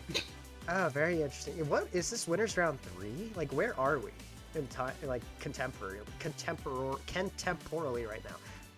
We are right now in the semifinals. What? Who wins this? We get into winners finals. Yes. Okay, wow, that's nuts. Okay, I don't actually know how to update the text that says winners round 1. I'm just gonna move that off of the screen. No, that's bad. If there's a will, there's a way. It's like my OBS is being weird, man. Where is it? Hello? Whatever. We're in game. That's what matters. So we're actually just gonna go right to the champ select screen. It's just gonna say winners round 1. Whatever. You live and you learn. Yeah. Okay. Interesting. So. We're slowly loading into game. We'll see if they're... Okay, so we don't know the Awakenings yet. This will be interesting. I'm still hoping to see another like triple character of some sort. That would be very funny. Um, We see EU's favorite map, Taiko Temple, and the lobby has oh, been it's been cancelled. What happened? terminated. Uh-oh. Wrong teams. GG. Oh, so I gotta reverse the. Okay, I one think. sec. Oh wait, no, wait. Did they? What do you mean wrong teams? They just started I the think. lobby again with the exact same I teams. think. I think one player was in the wrong team. The what? One player was in the wrong team. I think. Oh, okay, okay, noted. Good to know. Okay, so we got okay. Looks like okay. Second time's the charm. This is not the first lobby reset we've had on stream today, so you know. Okay, here we go. Another night market game. So we're in for a long one, by the looks of it. But we'll see. We'll see if are there going to be any unconventional comps. It looks like if they're just hovering their picks right now, this is a very conventional comp. Oh wait, we're seeing the Dubu. Oh, Okay, this is better. I like this. 3 brawlers. Hell yeah. Let's see. Do they do this? Okay, they're banning Kai. Interesting. Yes. Okay. Okay. Looks like they are banning the Kai. It'd be interesting to see what the game plan is from the other team. Okay, they're triple banning Julie, which leads me to believe that this Julie is a big threat, but locks in the Dubu. What you want to see? Okay, here we go. No, Axel, get back on Dubu. Dubu, 6-tuple Dubu. 6-tuple Dubu. 6-tuple Dubu, please. Please do 6 Dubus. Ah, god damn it. Whatever. I guess no! we'll settle for 4 Dubus. That's kind of 5 lame. Dubus? 5 Dubus? My fingers are so crossed right now. Please, damn. Ah, What the hell? Okay, well, some people someone is like not fun. fun Yes, here. some people like fun. I I think it goes without saying that I want one team to win now. Let me switch the scenes in OBS real quick. Okay, we need to go to caster screen. No, not caster screen. In game. There we go. Oh, I'm learning. Here we go. I'm such a good streamer. Okay, here we Let's go. go. We got Triple okay. huge Dubu. Triple Dubu. We got Patient Freddy versus Evil Grass. Patient Freddy. The Triple Dubu is already getting a kill on the board. Friendly fire. One hamster down at the hands of the 3 other hamsters. We're seeing 3 big fat Dubus walking up, and there we go. Just Dubu, thanks. Within 13 seconds, we see a good conversion off the wall. Now they're doing the dance of their people down in bot lane. One Dubu not opting to participate in things thus far, but you know, maybe we'll see the Sellies get a little more lit as this game progresses. The flurry of logs in top lane, every single Dubu using their primary. This is awesome. Interesting stalling. The walls are now coming out. The Dubus have reached level 2, which means things are going to get scary. I don't know why you're playing eject button goalie into 3 Dubus, honestly. But, you know, um, It's who am really I the to, like, jackpot. no, genuinely, why are we playing Estelle into 3 Dubus? Like, I don't know. I think Estelle was the second to pick, so they might have not known there were 3 Dubus in this. I guess so. We see. Oh, Adolover manages to get the second barrier there. Is it for the Dubus? Will they manage to secure? Will the Evil Grass manage to secure a second goal, or will they not find it as the core goes back to Jamie? The wall is enough to get the second barrier. A lot of flips ready right now. Everything could happen right now. Jamie trying to shuffle it back on the forward line. Sadly, they don't seem to have a strong enough midfield position. Someone dies. One of the Dubus killed by the other Dubu with burst. Burst coming out of Jamie. Good one to stun. Dubu rolling. Ado trying to get in. Big shot is stuck. Will they manage to find enough pressure to get it over to the Dubu's 3 Dubu side? I don't remember the name now. They don't What seem is their name? Oh, the Freddy something. Patient Freddy is blue team. Fazbear. Yeah, sure. Okay, here we go. Crazy pressure with the wall there. Unable to have anything come of it. We got name off Dubu. That's Pigshot, right? Is Pigshot a Dubu with the burst? Yes. Okay, so 360 pig. Oh, speaking of bursts, not used by Axel Kim. Age check right there from outside of the arc. Addo Lover is able to get the first goal for hot grass, evil grass, evil grass, evil grass with the flip. Axel Kim, I guess on the bright side, one team decidedly winning energy economy heading into this third point. Oh, almost not the case. I mean, good attempt on the kill by name off Dubu the second, but not able to secure things. Also, the ball somehow wriggling through three fat hamsters. The barrier is down, but we do see the double defense from two Dubus. You've got two, but you've essentially got two goalies with flip. I don't think this power play is going to come to much. Yeah, there we go. Able to be held. Absolutely no issues. Oh, but now we're back into a power play. The issues starting once again. The Dubu is dead just as quickly as he returned. And we're now into another power play. Once again, Exochem opting not to flip for second barrier. Interesting decision making there, but means that the open net, which is typically scary for Dubu, might be a little better to deal with. Given the oh my god, bro. I think that's the third time this point that one particular Dubu has died off edge. But you know, Dubu, he's a potent kill threat, especially this big Dubu. Oh, good usage of the flip. Great reaction by Axelcam, making the best of a bad situation. We have another Dubu off the map. This is 4 kills, 4 evil grass within the span of 1 point. But you just got so many buttons, so many abilities, so many stalwart big hamsters who are capable of holding up the wazoo. And there we go, exhibiting the kit once again, able to hold. Oh, but the strike war lost by Axel Kim. On the other side, Addo Lover winning the strike war with the Kazan. Oh, closed primary. And another point that was just absolute war and then some. That ends in a pretty anticlimactic fashion. Do you think they chose Tredubus because it's the closest resemblance to Freddy Fazbear? Wait, that's true. Yeah, that's actually a W take. I think that might be what's up here. They do have the default skin too, which I think is like okay. Well, interesting. I don't know whose wall is what. I don't know which ability is like offensive, which ability is defensive, but it doesn't matter. I think the visual confusion is a part of the game plan for the side of Patient Freddy. Able to okay, whoa, there we go, another kill coming out. Oh, kill, okay, 2v2, which I think is Dubu favorite, all things considered. I mean, it's just like, how do you get it through? They're functionally, like I said, just so defensive, even if they've got one member off the map, but it's just hard to press this offense given the immobility of these 3 hamsters. Oh, he's respecting the wall a little more. This Keel, oh, my bad for saying that, because Keel is dead. Be off the wall. What's new? So yeah, now another power play. It's just the power plays keep on rolling for this evil grass team, but they're struggling to capitalize from time to time. Granted, we do see a good strike by Addo to take this first barrier. A Dubu with flip. Oh, pick shot, big money kill, big money goal, and also holds on to flip. I don't know if they were trying to hit flip and they just didn't come out, but in any case, yeah, that's great. That's a great asset heading into this match, this set point. I think that if you get 2 Dubus on the offense, it's already just over. The problem is getting to that point, as there's not much midfield potential there. And honestly, I've never seen Dubu as so much of a kill threat as of this game. Maybe because every kill has to be happened by Dubu here, because there are like 15 gazillion of them. Barriers are down for the evil grass side. A lot of wall shenanigans, but the gambling wall chose the left side. They don't seem to manage to convert that to a barrier take. Adolover is really low. Maybe Kill will look for a kill right there. Never mind, Pig Shot does, but he gets the orb. So Adolover is alive and well for now. Kill almost losing their life again. Their wall coming out from Pig Shot and Kill blocking up. That top pass is enough to secure this set for the Patient Freddy's. And there we go. I think that's Pig Shot Dubu that's getting MVP here. Which is probably the Dubu you want in the front of the queue. Okay, I don't even like. I mean, I'm thinking heavy impact here, high key. I guess prize fighter is also valid. Still picking up the team player. That's pretty understandable. You just need to rotate around these Dubus. Okay, one Dubu picking up heavy impact. There we go. We'll see if this primetime gets to Kazan. It does.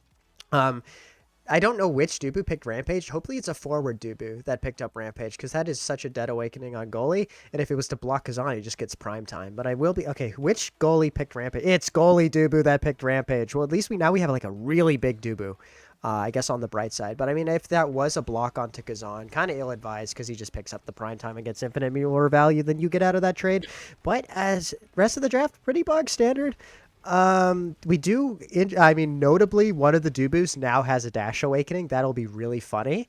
So keep an eye on small Dubu, on Kel, I don't know how to pronounce that one. But could definitely start putting on the Ritz with those dashes if they so choose. But right now, kind of, staggered, but not unbothered. Still walking up and winning these interactions in spite of the fact that they could so easily be killed off edge. Oh, but Axel Kim falling for the Kazan primary. Prime time. Don't give Kazan prime time. Don't give him prime time. But there we go. Okay, good goal. Good goal by Kazan. I'm interested how Kill will convert that explosive entrance into either more midfield potential or more killing potential. It's really interesting how they're kind of bloodthirsty. I think if the let Pig Shot run up his prize fighter, it will be even more of a bloodshed. That's notably one of the strongest awakenings in the game right now. The So walls let's see are how it coming goes. out. Yeah, go ahead. Sorry. There's a lot of walls.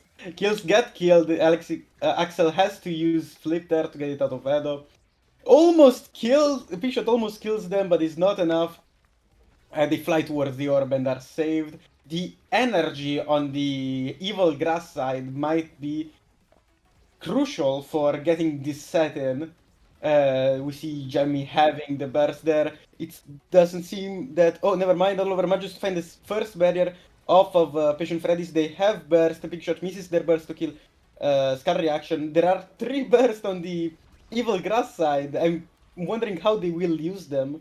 I don't know if they will use it more offensively or to kill, or they managed to get the core out of the way. Axel nice clear there, but they managed to find the first who died. One of the Dubus died.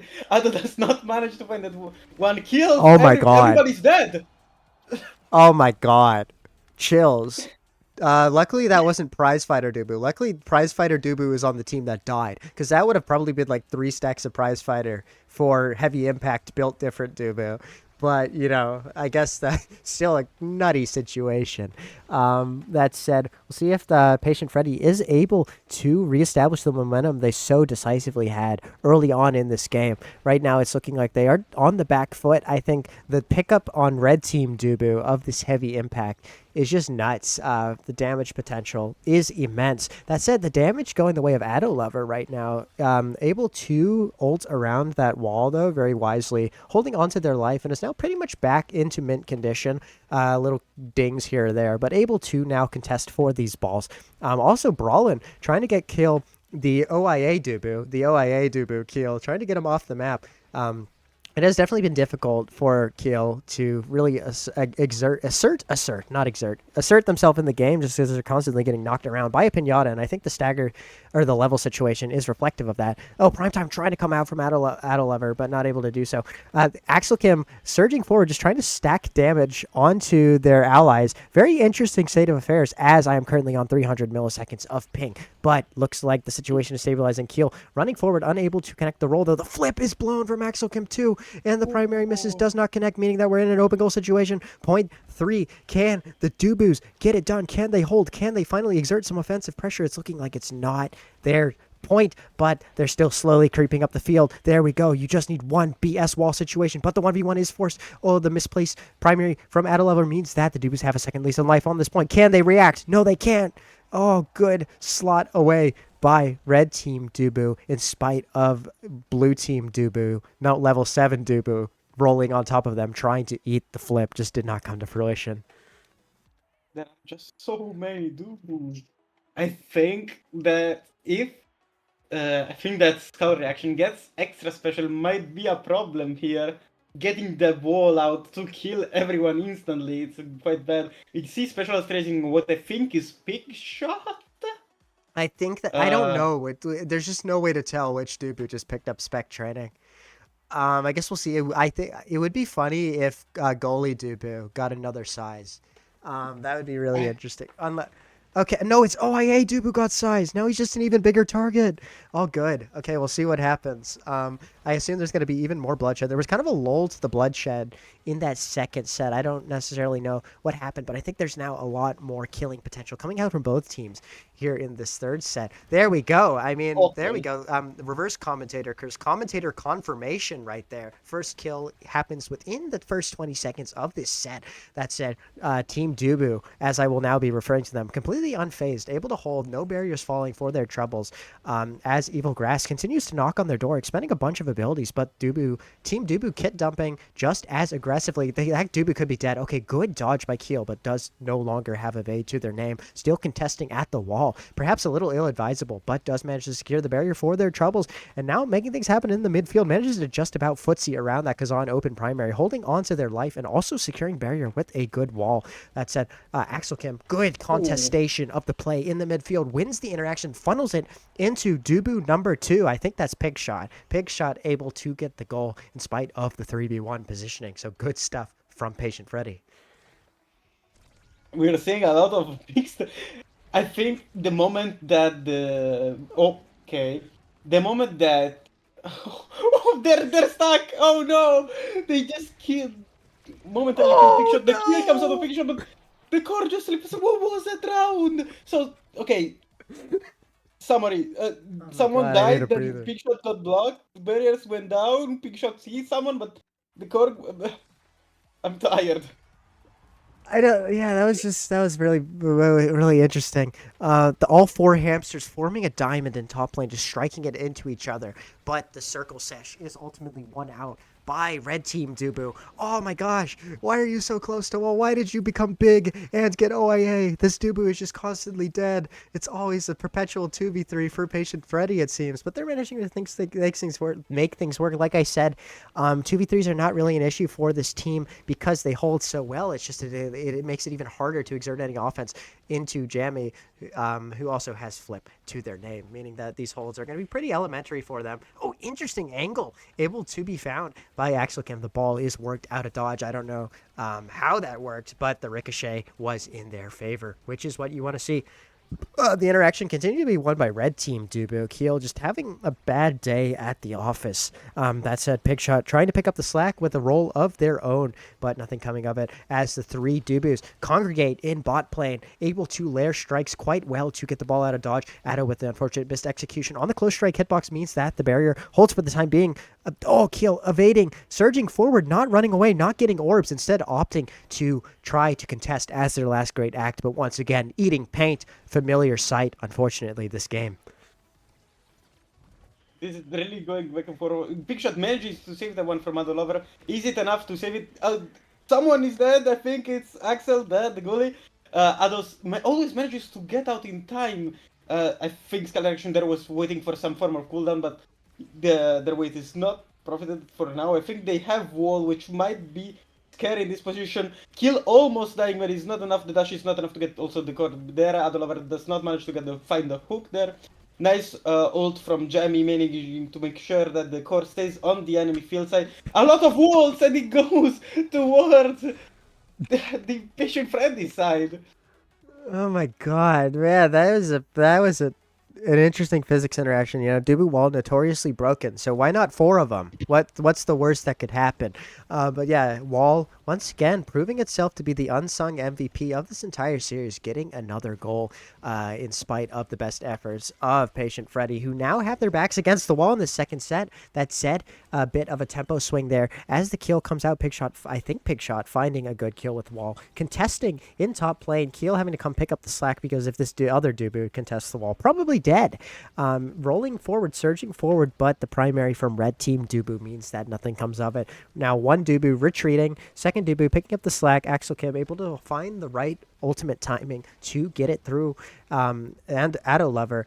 Another interesting physics interaction. Dubu main sharing one brain cell, ulting in literally the exact same frame, and now neither of them will have that up their sleeve to contest either side of the field for the next 40 seconds, as the other Dubus duke it out in bot lane, nothing coming of it. Axel Kim finding the clear at the cost of one barrier, and now we're at a bit of a stalemate in the play, but this OT core speed could change things. I think what it's strangely still an even game. It's hard to commentate this. Kazan is off the board in the meanwhile. Why at all? I think that this game might go in the end in the favor of Evil Grass just because they have more scaling potential with Awakenings. Big Shot not in position there to get the goal. There are a lot of flips on this board. Ooh, how did he Everyone die? dies. Wait, no, like Every actually, how did Dubu die there? What are we uh, doing?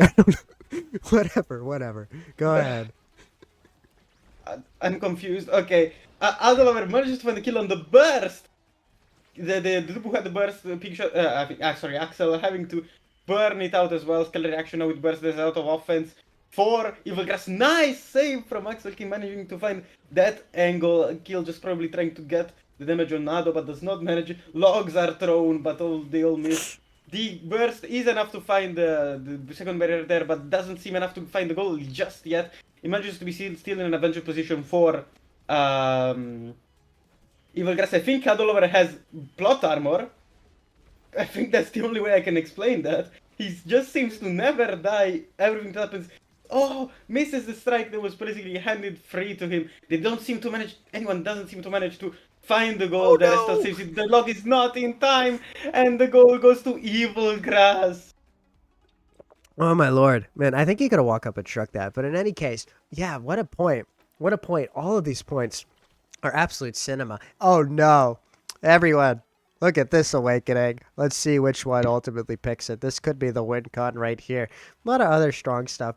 Yep, there we go. Okay, There it we might go. be M-Prop heavy impact built different, extra special red team Dubu. It might be curtains, bro. But we'll see what happens. I mean, bulk up.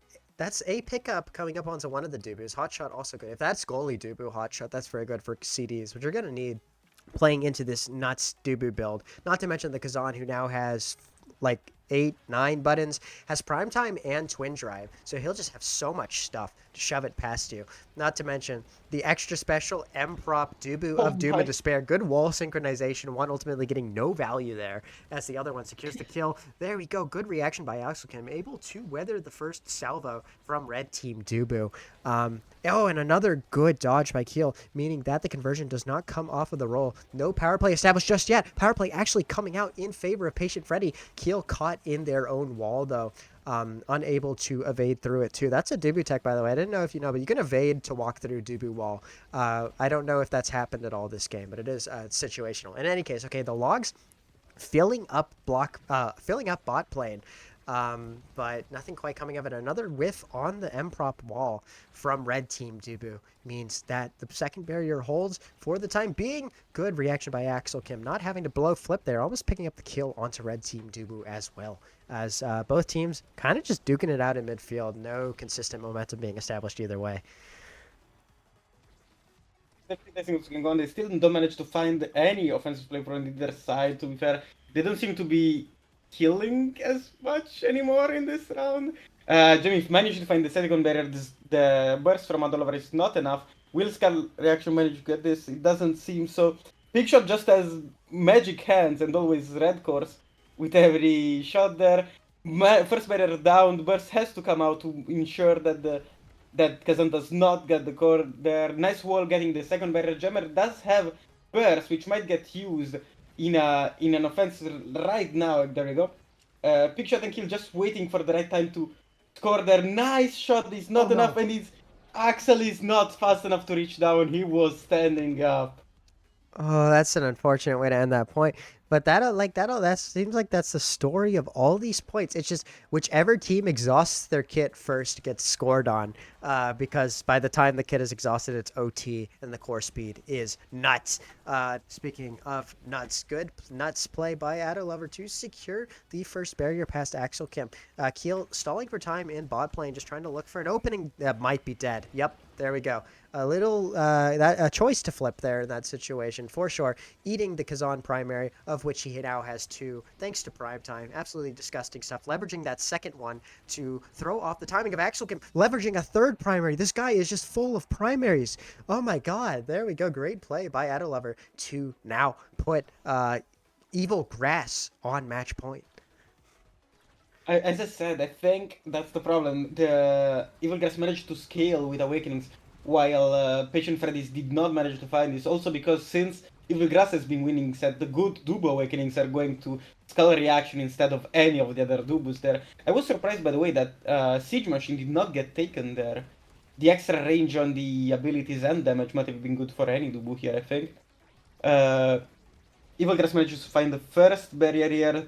They do not manage to kill a kill. Sadly, the core bounces back and is enough to get the second barrier. There is this game point for Evil Glass. Will they manage to win? Scar reaction on really low HP, but have burst right now. I think they will burn it soon to try and get one out, but it's not needed as Abdulover just strikes it in plus here, and this is another win for Evil Grass.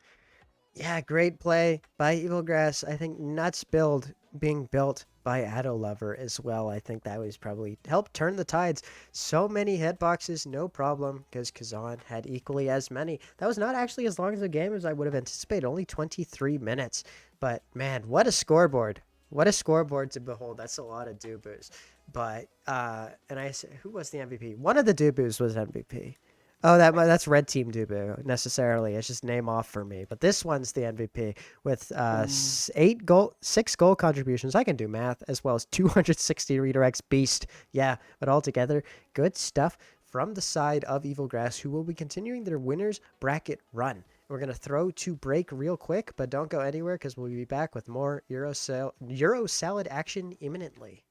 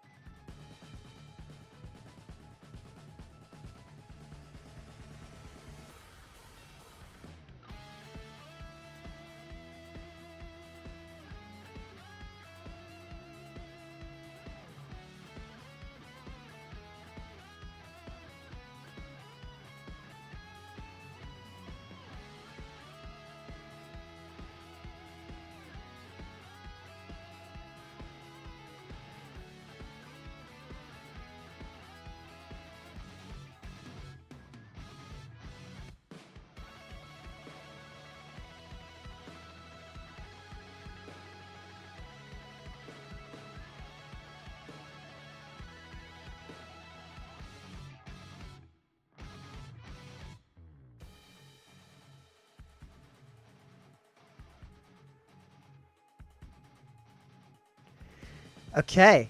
Welcome back, one and all. We have somehow already made it to winners finals of EU Salad. We've got two teams that we have seen on stream before.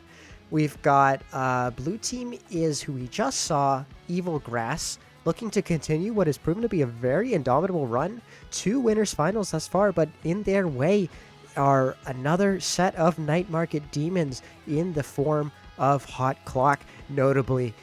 Between the sticks is Yodisman, who has been putting in some absolutely diabolical, crazy work up to this point. So we'll see if his team can continue to just perform against all the odds and may get into grand finals. We'll see. Very tight matchup in store. Okay, I'm curious of what will happen now. I don't think either of these teams have played any duplicates right now. So we'll probably see a classic game, no shenanigans, no double rune, no quadruple dubu. We see instead and Juliet Ben right now. We see a please be double Kai. this is kind of a good comp. Like, unironically, I think double Kai into Asher on Goo is like a good comp. Like this, this makes sense to me. Admittedly, even the triple Dubu sort of low-key ended up making sense by the end of it. But yeah, no, I don't mind this comp. I think double Kai into Asher is low-key really strong. We'll see. But once again, Yode's on his signature Luna. I assume that's I already forgot their names. I'm sorry, but I'll see it in a second. Oh no, they're all name off.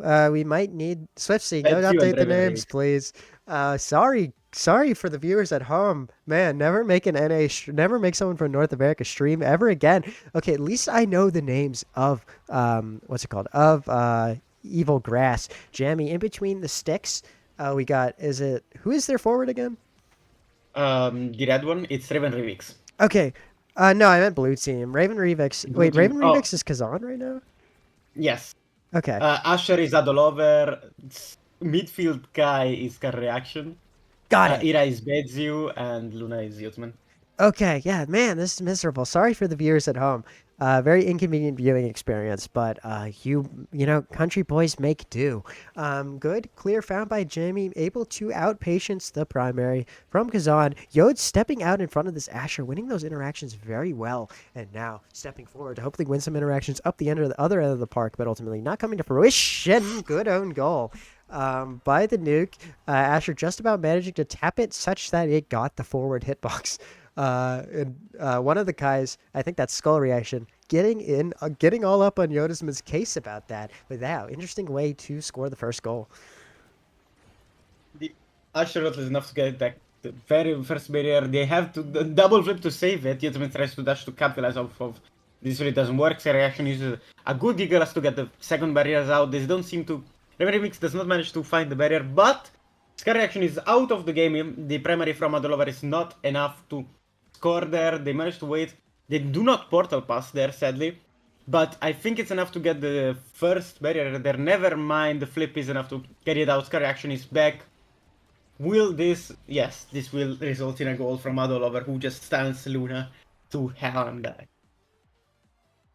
Also has flip, so that is good heading into this third point of the set. I think it's just been difficult for Hot Claw to get any sort of momentum going. They're just struggling to contest these barriers. I think there's not a lot of link up happening between the two forwards. They're struggling to find each other and get the ball into tricky offensive situations. Decidedly not an issue for the side of Evil Grass, who already have Yods' net open within 20 seconds. That said, the Luna does a good job to hold, manages to funnel ball into his era, who, oh no, okay, oh no, oh, unfortunate dash by Yods again, just about missing that interaction. And the two forwards of, what's it called, Evil Grass, graciously tapping that in bot plane against the helpless Luna goalie. And there we go, very decisive first set, and we're seeing Asher with pick of the litter. Not too many great Asher awakes, though. There's a couple. Emperor. They take me to Chills. I think that's a deny from from Luna. The problem here is I think that Asher is a direct counterplay to Luna. She cannot do anything against her. Here we see Dash Awakening going to one of the Kai's, strike quick strike on Era, Stinger on Kazan for more damage, and heavy impact probably for the Giga Blast. I think this is car reaction. Yes, it is. I'm not a good player. I will say that up front, but is Emprop really worth denying that much? I feel like there were better Asher Awakes there. Whatever. Clearly, Emprop, no problem because the double barrier is taken once again very quickly in this set. The double Kai tandem defense able to bat the ball away, meaning that both barriers are still on deck by for the side of Evil Grass. Also, that was great trust by Yotes to trust his arrow to hit it backwards, and it worked. That was crazy synergy, even though this team has only played, I think, 3 games together. So good stuff. But no, a synergy unable to help you in that situation. The Kai Barrage from Skull Reaction, just shoving that through past the Luna. Kind of a checkmate situation because you hit it up, you force a losing strike war into your era, into this big Asher. So yeah, very cursed situation, all things considered. We go now into the second round. I think I don't remember the name of their team. Okay, Jem is dead. Jem is gone. Evil Grass. Yeah, Hot Clock is not managing to find any strong fighter. Second kill goes down. Second barrier is also down. Will they manage to get this goal? Probably so. Jem is back, so there's a goalie now. So they might not even be able to find this, sadly. Yasmani is trying hard and gets it to Raven, who gets it in and gets the first goal for this set. I think that could be an indication of how Hot Clock turns this around. I think they need to identify their win con is damage, which they probably already have. But I think they just need to spec more and more into that because if you can get these power plays, you have a goalie in Yodsman who can deny so much space as this Luna and put on so much pressure that I think like there is light at the end of the tunnel if they can effectively scale to that effect. But in the interim, it's going to be very difficult. They're going to have to pray for these like minuscule opportunities that present themselves and just be clinical with their conversions to position themselves for good draft pickups. In the meantime, yeah, I mean, it's just looking like war out there. Jammy able to leverage the Kai mobility, get out in front of Yodes, who is able to flip. Oh, my lord. Oh, but the unfortunate primary redirect from Kazan means that the pressure is still kept on this net. Jammy being forced to expend flip. Luna just about quick enough to get the clear on that. Able to surge forward. Is now looking to just, almost make something happen, but nothing happens. And now we're back to a bit of a stalemate in bot lane. Crazy strike reactions by, is that Addo Lover? Yeah, Yes. Addo Lover. That was a really nuts sequence there. Good stuff by the Asher forward, putting Yodes on skates and getting that goal. So, there we go. All it takes is one absolutely PBWM interaction from this Asher, and we're now 2-1 on the set. They are managing to get the second barrier as well. The energy advantage is on the side of Hot Clock right now, but the Giga Blast from Kai is enough to take the second barrier. I don't think they will profit off of this. Never mind, they will manage to find a barrier, luckily. Scare Reaction is kind of close to dying, but the burst is saved. The barrage, enough. The primary is not enough to get in. What is happening? But Adolover wins the Strike War against Bezu is not, and manages to secure the second set for Evil Grass. Evil Grass. Yes. Okay, we'll see. A couple of great awakenings. There is no denying Luna here, for the most part. And also very good stuff on Kazan. If this Kazan could get Rampage and just begin to get barriers, things could get a little troublesome. Twin Drive Luna, I think that's a wise decision. I think Yodes is needing to come forward to help confirm these offenses quite frequently. So to be able to do that twice as often, definitely good. I think generally good pickups by the first 2 members of, what is their name? Hot Clock. Man, it's just not a memorable name. I'm sorry. Also, Aaron Nato, Arrow Manu in the back of the bus, still able to pick up what is a very solid awakening for that character. Saying good draft all around from both teams. This is an Asher build for sure. Interesting, but making it work. For the second barrier is maintained for the time being as Yodes and this Asher duke it out in bot lane. I think here they did manage to get some damage out on Hot Clock, those not enough to capitalize off a kill. They don't seem to manage to get the position quite right to get barriers, as I said, that the Nado is enough to stun Jimmy, enough to get the first barrier. Basically striking straight into the enemy unitsman, dashing to intercept the core. The barrage is enough to stop them to score. Nice strike war. They dash in. They do not manage to get the barrier there. It was not enough for them. Ravenwing's probably waiting for an opportunity to use some sort of hook. There we go. There it goes. It's not enough. Yodesman dashing, getting the barrier there. Will they manage to profit of this? Will they manage to find a goal? We will find out soon. We have a lot of energy on the side. We do not have a lot of energy on the side of Hot Clock, but with almost burst. They will have to burst this quite soon, probably. There we go. It's out. Scar reaction managing to get back to the Asher. Is this in? Yes, the barrage makes it in it. Adlover uses Permery to lock it in. That was a heroic defense by the two remaining members of Hot Clock, but it was just came up a little short in the end. Just needed to last for one more second there, and things might have been a-okay, but alas, different timeline. Good, clear, good find by Yodes to funnel the ball into Adolover, who I assume that was an intentional kill. Very good presence of mind by Jammer there to just flip Yodes into oblivion, and we're in an all too familiar situation where these two forwards are forced to defend for their lives, and defend they do. Great stuff. Also great secure by Yodesman, immediately spawning back in and making an impact, taking that first barrier, and now putting a little bit more pressure onto this Evil Grass side, but the pressure shifted right back into their face as Adolover gets the second barrier, which this Kazan is unable to do. Up the other end, up the other end of the pitch, English, and once again, Asher doing Asher things in bottom corner. Such an Asher favored matchup once you get into that goal arc up against the Luna, and now, yeah, pretty looking to be a sweep unless the side of Hot Clock can turn things around, which, I mean, that's a good start, a good move in that direction, getting this Asher off the field. So we'll see if they can make anything happen.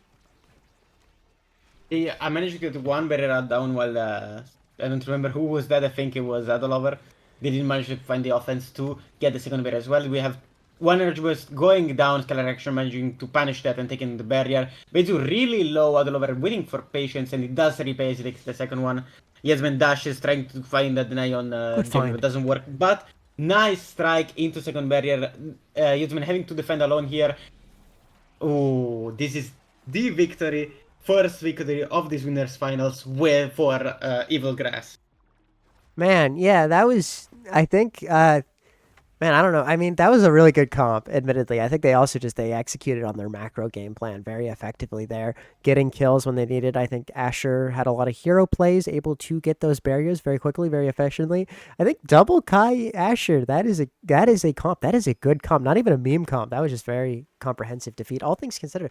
But once again, still valiant effort coming out of the side of Hot Clock. They will now be sent to, I believe they're going to losers finals. So still decidedly have another chance at life. It's a best of three. It's a best of three. Oh, right. We're in a best of three now.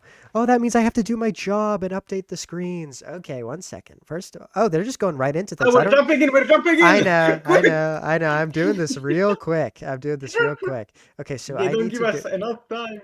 They are just like ripping these games, man. This is not USA, I'll tell you that much.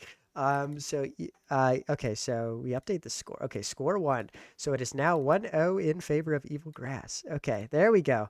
Man, you can tell that this is definitely, we played a little more loose, fast and loose with EU Salad, I'll tell you that much. Okay, here we go. CTC. This is a much more variable map. I think there's never a solid comp on this. I think they will go on, their tried and true as I see here right now. We'll see what they ban. I think my intuition is that they might be scared of the Kai again. So they might ban again, either that or a spell. I think they want to deny the goalie. Or maybe trying to get Adolover of Kazan. I don't know what could be the good choice. Juliet ban coming from Evil Grass side. And yeah, as I said, Kai ban here. We'll see what their actual picks will be like. Man, I think wait, has there been a side reversal? Is it now, or is Hot Clock still on red side? Yes. I guess Hot Clock is still on red side. I guess is that supposed to happen? It doesn't matter. Right, because they did just kind of rip the game like immediately. I would have fought for blue side there. I don't even know what the EU Salad rulebook is. I'm gonna be real. But man, okay, that means that okay, less work for me. I don't have to update the scoreboard positions. That's why I asked to begin with. But okay, we are seeing the comfort picks coming out from the side of Hot Clock again. We'll see if they can leverage them to a little more effect, a bit more of a traditional comp coming out of the side of Evil Grass insofar as they now no longer have duplicates. Once again, sextuple name off. So you love to see it. I think we're going to have to implement another name update in chat for those who want to know who's who. In any case, first barrier is secured. Good patience. Oh, we're seeing double Estelle. Wait, so my thing was just bugged. I saw Julie because I had the bug. I see. Oh, alright. Oh, there's 2 Estelles. Yeah, Yep, two there we go. Estelles. Okay, 2 Estelles. Oh, so tall and powerful. And there we go, converting within Um, 18 seconds to get that first goal. So good start for the side of Evil Grass. it seems like Hot Clock has their own comfort character. So this seems like they might not want to switch off of them, trying to get what they can with their comp, which is a more. It seems like a more kill focused one. Edlover managing almost to get the goal here, and he actually manages to get it past Yodsman, as Bezu was a little bit too down, as Yodsman was a bit mispositioned on the top there. Good confirmation on the second goal. We're now into the bumper barn within the first set. Yode's good patience, waiting out the strike shot, able to find the rotate up to his era.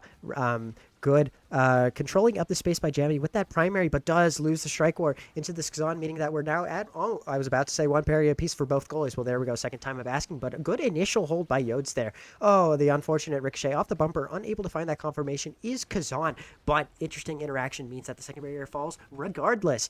But we now have Anistel with a full stick of butter, probably able to hold this quite well. Yodes missing the strike, meaning that the offense is perpetuated in favor of Hot Grass for the time being, but Yodes trying to shut things down, misses. The secondary dash, though, has to blow flip too. Not an ideal situation, but we're seeing both goalies now down to flip, now down all their energy, meaning that it's a little precarious, especially given Jammy is in an open net. But the ball just unable, there's a connection unable to be established between the two forwards, but no connection, no problem.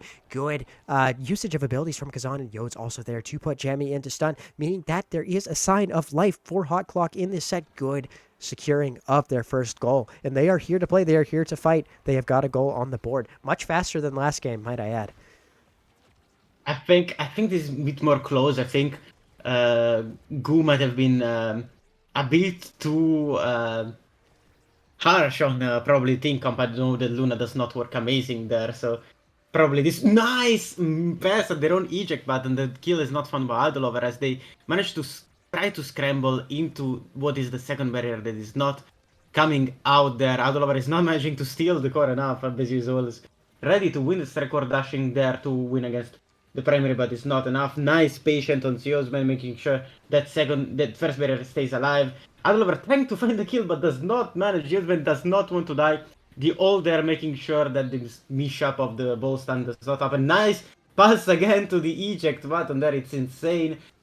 Nice primary from Scar Reaction, hitting everyone, and Idolover bursting, but does not enough to get it in. Rivalry Mix is really close to burst. There might be the round-winning deal if they manage to connect it correctly. We see a lot of shuffling right here. Nobody's managing to find a position, as Idolover manages to find a hole between the goalie and the midfield. Is Raven Revex red team era? Do I have my ducks in a row? No. Who is Raven? Okay, It's, I have to consult the pin message in Twitch chat because it's just name off for me, man. Okay, let me do my research so I can add some color here. You can commentate draft in the meantime. Alright, we see Saizo force coming on the blue Kazan, Prime Time coming on to Luna for more defensive potential, as well as Monumentalist on Era, which is just overall heavy impact on Estelle is really good, as the last Kazan is forced onto Quick Strike here. We are on the obscure variant of the map right now. The kickoff goes in no favor right now. They're just trying to scramble as they use all the abilities that they could. Nice dash from Scalar Action, managing to find the first, and with Primary the second barrier. It does not seem like they will manage to find a goal just yet. Reverix managing to find the first barrier. Will they get the second one? No, as the Bezu misses the strike war against Estelle there. Great hook from Idolover makes sure that the goal is secured. Idolover putting these abilities to good use, good secure, good continuation of the momentum that this Evil Grass team managed to establish heading out of that first set. Now, a bit of a melee in bot lane. Good maneuvering by Adderlover with the primary to slot it past Yodes and Era on this dual defense. Still ultimately futile up against this beast of a Kazan player. Good triple defense the second time of asking, though, means Yodes is able to hold, is starting to get privy to the primary tricks of this blue Kazan, able to hold. In that time of asking, we now see a double pressure from the two forwards of Hot Clock, but unable to make anything happen. Jamie equal to it with a couple of well-placed strikes coupled with some abilities. Now, really scary corner pressure situation. Era forced to expend the flip. Yodes still has a bit of energy to his name, but this Era is not long for this earth. It is only a matter of time. But in the meantime, Yodes putting on the heroics, helping stun forward Estelle Skull reaction off the map, allowing Kazan to confirm the kill, and now we're seeing a very scary situation. The tornado is deployed, the space denied, but Yode's caught on the misposition. Crazy save! That's my goalie goat right there. Good stuff. But the middle lane is clogged up. We'll see if this red team Kazan can try to emulate the heroics of his blue team brother, but seems like nothing is happening in the meantime, but still in a scary position, threatening with flip. Is he going to rip it? No, he isn't, but maybe Yodes will. Yodes does rip it, tries to slot it in the middle cheekily. Yodes put it all on the line there, and it ultimately cost him the goal. Overstayed his welcome up on the enemy side of the pitch just a little too long, leading to an anticlimactic reversal of the situation up the end of the field. And we have another goal on the board for Evil Grass. Will they manage to find their way into... Ooh, do two barriers go down as I talk, using burst for that one? Will they manage to find the goal there? A nice strike shot from Jamie there, making sure that the goal is not secured. Bezu trying to get the forward Diosman dashes to nothing. And Bezu wins the strike against reaction, and Jamie does not have any abilities to reach the core, and it's in. One goal for... Hot Clock? Yes. Yes, that's them. Okay, so they have now doubled their tally relative to the Goo game. So, you love to see progress, and we'll see if they can continue to just compound on their growth, on their adaptations, on their blood, sweat, and tears, continue to force the ball into good positions and get these goals. I think it is ultimately a lot of them are coming when Jamie is either mispositioned or just out of kit. But, I think that's probably just their win call. They just have to play the attrition game, wait for these opportunities, and then take them. They're not going to be as explosive on offense as this team, as this Kazan, who almost secures the double barrier, but is equal to it, is now working the ball down on bot lane, but the angles unfortunately miss, meaning that it bounces loose. Melee in the midfield. No team either able to establish sustained possession for the most part, but this Kazan really trying to prove me wrong. Does a couple of nutty things with the abilities up his sleeve. Good confirmation by Skull Reaction. The forward Estelle, the blue Estelle, able to secure that second barrier, almost dying to this Kazan, though, who's now able to surge up the field, trying to establish a 1v1, but is really forced backwards. Great rotation down into Era, but the flip is burned prematurely, meaning that the energy economy no longer decisively in favor of Hot Clock, as the situation just goes from bad to worse. Strike War 1 in the middle of the park by Skull Reaction, who funnels it into Adder Level, who does not even expend the flip for aura points, and secures this second set in favor of Evil Grass. Evil Grass, yes. Alright. So now we're let known that we're on the long overlay, by the way. We're on jump select. We see asides going to the blue Kazan. There doesn't seem to be any particular play here for anyone. They just get more map awareness on blue team and more damage on red, as it probably should be. I think the only way for them to capitalize off of this game is to just kill, slaughter, and manage to find those kills that matter for their advance in this game. Here we go. Good interaction one by Red Kazan. Oh, is maybe able to capitalize here, but no, Jamie with a clutch teleport. That was insane. Almost eats paint, knocked off the map by the NATO. But, as long as you still have some life left in you, you can make things happen. Great defense by the blue team keeper, who's now able to exert some offense. And also the kill is found onto Raven Revix. Not what you want to see, but Yodasman equal to the challenge, able to defend the 2v3 adequately. Era also doing wonders to that effect. The first barrier does fall quickly, followed by the second in tow, but Yo's able to bat it clear for the time being, meaning that it's not too bad of a situation, but you still got Adolover threatening up the wazoo, and the unfortunate whiff dash means that, even in spite of the really smart stun, really well aimed primary by Yo's, the stun just did not last long enough to allow the Luna to get into position to win that interaction, and we now have a first goal once again in favor of Evil Grass. So this is where, if you're a member of Hot Clock, it's time to go big or go home. They need to start making moves before it is too late. So we'll see if they do. Nice kill from Yodsman using the dash plus burst combo. Will they manage to find profit off of this? Will they manage to find the second barrier immediately? The goal doesn't seem like it, as Ado is going to respawn soon. There we go. I don't think anything was lost or gained in this. They managed almost to find the second barrier. There we go. Will they manage to find the goal now? It does not seem like it, sadly. The walls managed to get the core back and forth quickly. Scary actually not finding the primary there. And Yosman making sure the core stays on Raven, but it's not enough. Nice hook through Skull. Made sure that another goal is secured for Hot Clock. Hot Clock. Yeah, it's not a memorable name. I'm sorry. Like, it's hard to remember.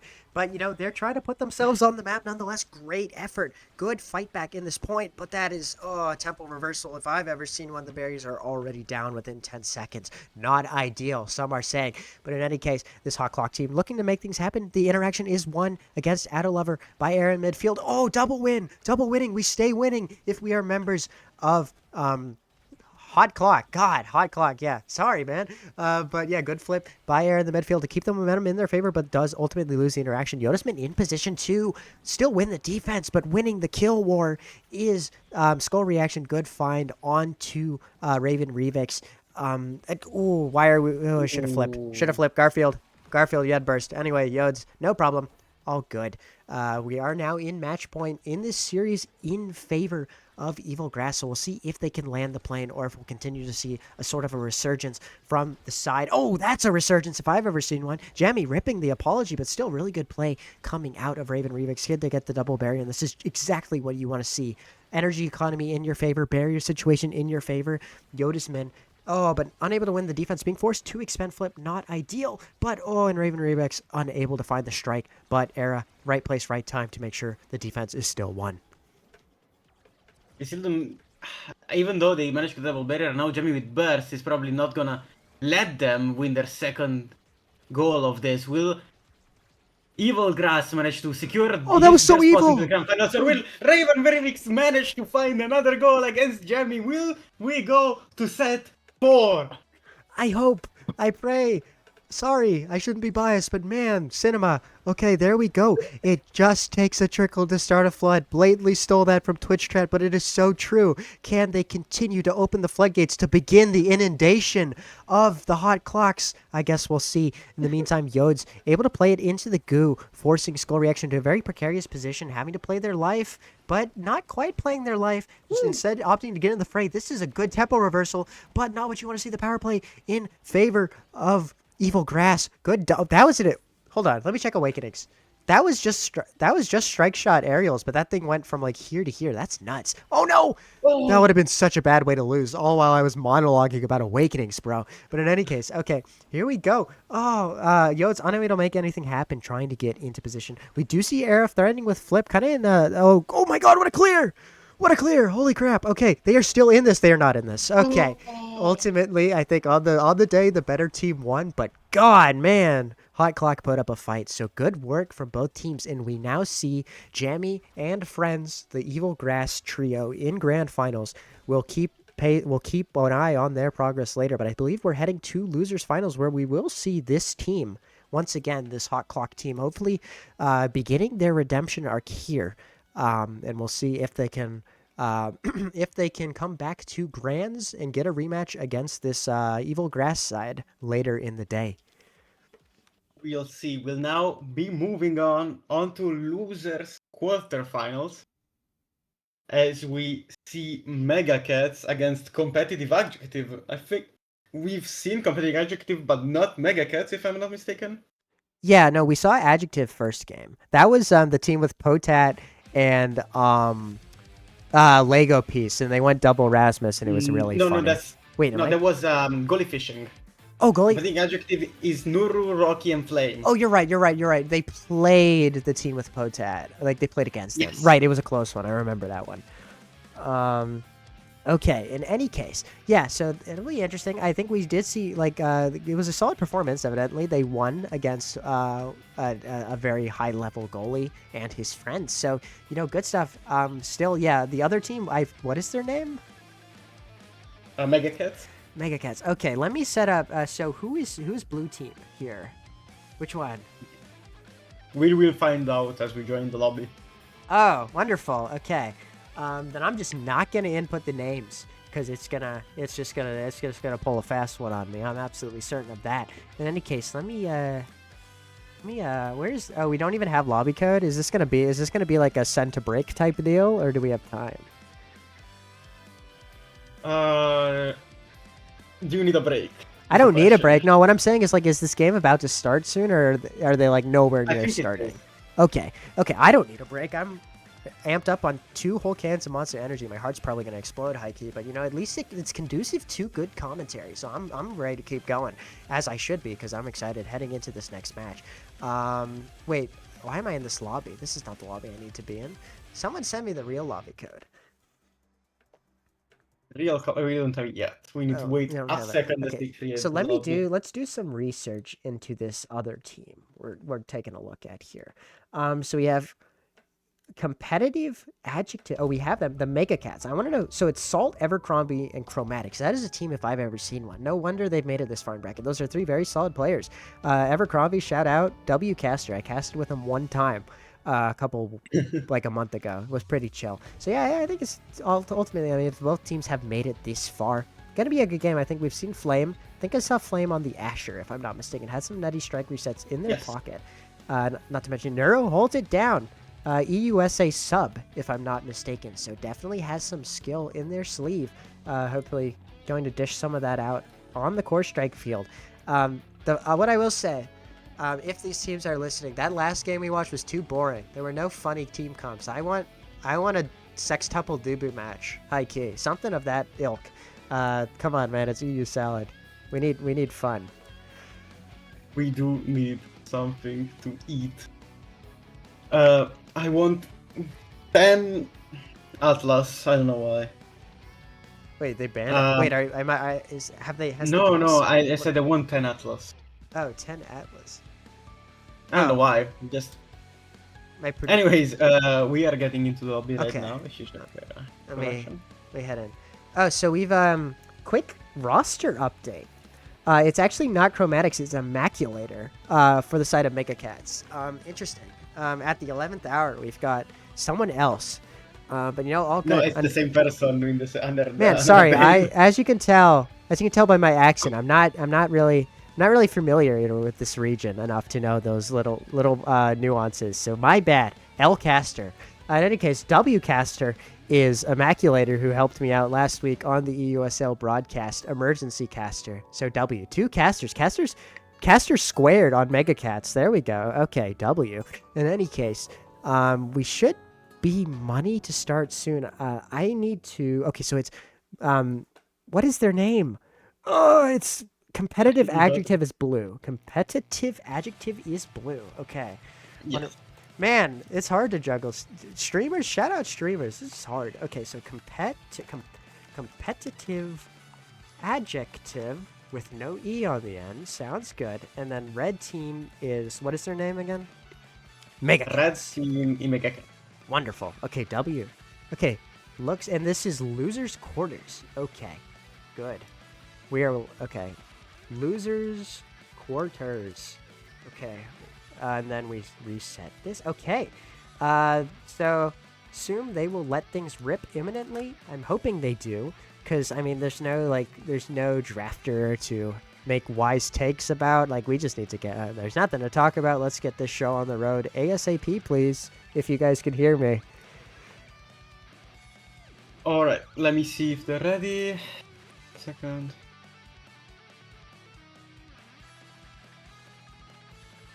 Alright, it seems like we are starting soon. And with soon, I mean in like... I thought it would be quicker. I thought it would... Never mind. Man, I Never will mind. say I really appreciate Loki. I like that we're not using Drafter. That thing is a pain in the rear end, and it bloats. It bloats batch time. It makes it hard to talk about because we have to watch it in real time, just like all the other stream viewers. It's frustrating, and I'm glad that WEU salad for not using Drafter, where we just get to see things as they develop on the ground. And speaking of which, we are getting into Champ Select right now. It's DD. Okay, I think Loki like triple Vice would be funny. Triple Dubu would be funny. Like something. Like let's spice things up. Oh, I also everyone's name is on. Oh, glory, hallelujah. I think here we will see a Vice ban, to be fair. I know, I think that it's too good for this map that it's just a suboptimal to not ban Vice. And never mind the ban Rune, so we do have the opportunity to have 5 gazillion Vices. I'm interested on seeing what will happen. Brokey. There you go. Okay, locks in the pick at the 11th hour. I was about to say, are we going to have to restart? Looked AFK, but no, I think just making up his mind. Oh, yes! Oh, Vice sweep! Oh my god. Vice sweep! Okay. Oh, you guys are in. You guys are going to be put through the ringer. Oh, good lord. Dios mío. This is a lot of damage. Lord almighty. Okay, I'm so ready. Mega Cats, I think that's Mega Cats. Mega Cats putting on a mega show with some mega circles, evidently. We'll see if they can just like knock these poor competitive adjectives right off the map. This is Demon Days. It is the Oni's home turf. This is... With Prize Fighter, by the way. I don't even have to explain why that was funny. That just speaks for itself, man. That was so interesting. Okay, here we go. Off to a good start already. I'm interested to see if the lizards will win against the Onis, and it looks like it as the barrier goes down on the side of Mega Cats. Flame almost gets Cinema Leader is there to save the top one. Will they get the barrier? They do not. Flame trying to snag it, but it's not enough. Salt ulting on top of Flame. They don't lose. He does not like him, so he decided to get him off. It seems like the offense is greater on the competitive adjective side with the true Drakars. Sorry, I was just realizing that I once again forgot to switch from Champ Select screen to in-game screen. Wait, did I get baited? Right. Transition. No, I think I had it right the first time. In any case, okay. We are back. We are in business. I think something I'm noticing right away is that these Vices, they just like cannot get places against these two Drakars. These Drakars are just so much faster. They're able to close down the core much quicker, able to reposition much quicker. And I think so long as there's 2 Drex on the field, they're going to win the mobility war against 3 Vices 9 times out of 10. So I think evidently you lock in this comp because you're trying to kill people. But they really need to make sure they are killing people. Because if they're core controlling with 3 Vices, you're really barking up the wrong tree. Evidently they're indicating the win con right there. Smacking poor Roki with a double Vice guitar smash emote should be indicative of things to come. Again, once again, crazy secondarying in the midfield. Just making it absolutely uncontestable. Oh! Dios mío! Oh There we go. Okay, that is why you lock in the triple Vice. We'll see if they can capitalize off of this power play. Abercrombie looking hungry. Immaculator whiffing. Neuro holding. Oh my god, they're calling him Manuel Neuer. Great saves by the goalie in spite of the power play. We're now back to 3 apiece. We are... Okay, barrier is down on both sides. I don't know if you still have your cursor on stream, by the way. You might want to move it. Where is my cursor? It's always been on stream. I'll put it up here. Okay, the Vice is alive still. The ult from Salt is not enough to get it in. Abercrombie will manage to get it. The burst comes out, if not, the barrier was lost, and the barrier is still lost, but Abercrombie manages to find the strike ward there. And what happened? I think the ricochet from the Vice primary sent it in? Look at these prize fighter stacks. This is looking bad. Also, siphoning one Vice. I think you just commit to the bit at this point. Why are we not locking double palms? Is there something I don't understand? In any case, we are seeing collectively 6 stacks of prize. I didn't even notice the starting awakenings for prize fighter. why did we not ban Vice? High key. Like, whatever. I mean, it's obviously That's like the main not thing. working. It's like, I want to be optimistic. I'm saying it's not really going against the favor of the team. I forgot their name. What is their competitive adjective? Competitive Like, adjectives. they're Yeah. in this game right now, but these are 3 stock Vices, pretty much. Like, and one of them is going to get something good because there's 3 Vices on the field. I feel like this is like a ticking time bomb. If I were a betting man, I'd put a lot of money onto this Vice team. It just takes a spark to get a fire started, and they just need one. One of them just needs to get something that makes them stronger. And Ooh. oh boy, now they're almost guaranteed to do so. Good strike into bot lane by Immaculator. And now one of these 3 demons is just going to become a hell of a lot more demonic. We'll see what happens. This draft might mean anything. As extra special 1-2 punch are both in this. We will see a lot of damage coming out. I think Rasmus is gonna pick team player. I don't think there's anything else. Oh, and one of them's Tempo going to get Swing. Stinger. One of them's going to get Stinger too. Oh wait! Unless this Drek takes it, okay. I think that was the correct decision. I think you have to forego you have to forego Siege to take the Stinger there. Oh my gosh! Okay, this is scary. This is really really scary. This is exactly what I was talking about. We now have a Vice with 1-2 and a Vice with extra special. It will be hard to leave, especially because of Prize Fighter. If they get the stack going, it's just over. 2 ult, triple ult. Okay. Salt not ripping it for long enough to get the kill onto Flame though. Flame is level 2. For the viewers at home, I like to point that out because everyone else is level 4. I think it's indicative of a situation which is only going to get worse with time if this Drek is not able to survive and able to create and perform actions that get him up in the level department. He's just going to become like easy, fresh meat for these 3 Vices whose entire win con is to kill, kill, kill, kill, kill. As we are seeing right now, 2 secondaries coming out, the primary coming out onto Drek number 2. I forgot which Drek that is. So one of the Dreks, man down. Lizard down, and now we're seeing a 3v3, 3v2, not able to be capitalized on. A good defense by Nuru and Flame, but Flame is not long for this earth. Manages to run out of the circle just in time, though, to hang on to his life. Also picking up Orb for good measure, meaning that this Drek is good for the time being. But man, there's just so much stuff. There's so many hitboxes, and he has no dodge. Well, now he has 1 dodge, but will he use it? No time. Immaculator, great strike to the top corner. Nothing Nuru can do about that. The difference split perfectly between the 2 Dreks. Ooh, Lord. This is intense. Sadly, does not look nice for the side of competitive adjective, as Mega Cats are just being mega killing something that was not a good line. Anyways, they both lose a barrier. Nuru in time to save the other one. I don't think they will manage to secure this other one. Abercrombie in pain, but they manage to find the barrier. Will they get the goal? The primary almost can get, and another primary from Immaculator. I don't think this is fair. How is this allowed to happen? Like, genuinely, why are we not banning Vice here? The only way you maybe have a shot in this matchup is if you got Atlas goalie now midfield. You just, like, what the hell, bro? With Prize Fighter. Look at this. Look at this. I'm tabbing for the good viewers at home. What is this, bro? It's impossible. It's over. The game is over. Unless they can actually pull a miracle on their hat. Unless they somehow, miraculously, by some bit flip, manage to get a 4th forward. I just don't think this game is winnable. Look at these hitboxes, man. Rookie is dead. Flame is dying. There we go. Oh my goodness gracious, man. And there we go. Another power play in favor of the Vices. Salt looking not too dangerous, though. Opts to stay in their own half. But the ult is being ripped by Crombie as the ball is worked in top playing. Crombie with the flip. Crombie with the slot. Crombie with the top corner. And probably with the MVP on the set. And another Vice with another pick of the litter. This is looking grim. I wanna say competitive objective brings it back, but oh my gosh. Heavy impact Deadeye explosive entrance. I think this is over. I don't think there's a way they can bring it back. I'm so sorry to say this. Oh my god. Oh my god, bro. Oh my god. Oh, good lord. Okay, so heavy impact, super surge, peak, which is not actually that helpful because I don't think you have bulk, but still good for mobility, which Vice is. It would have been so funny if one of the blue teamers just picked up OIA and said, you know what, whatever.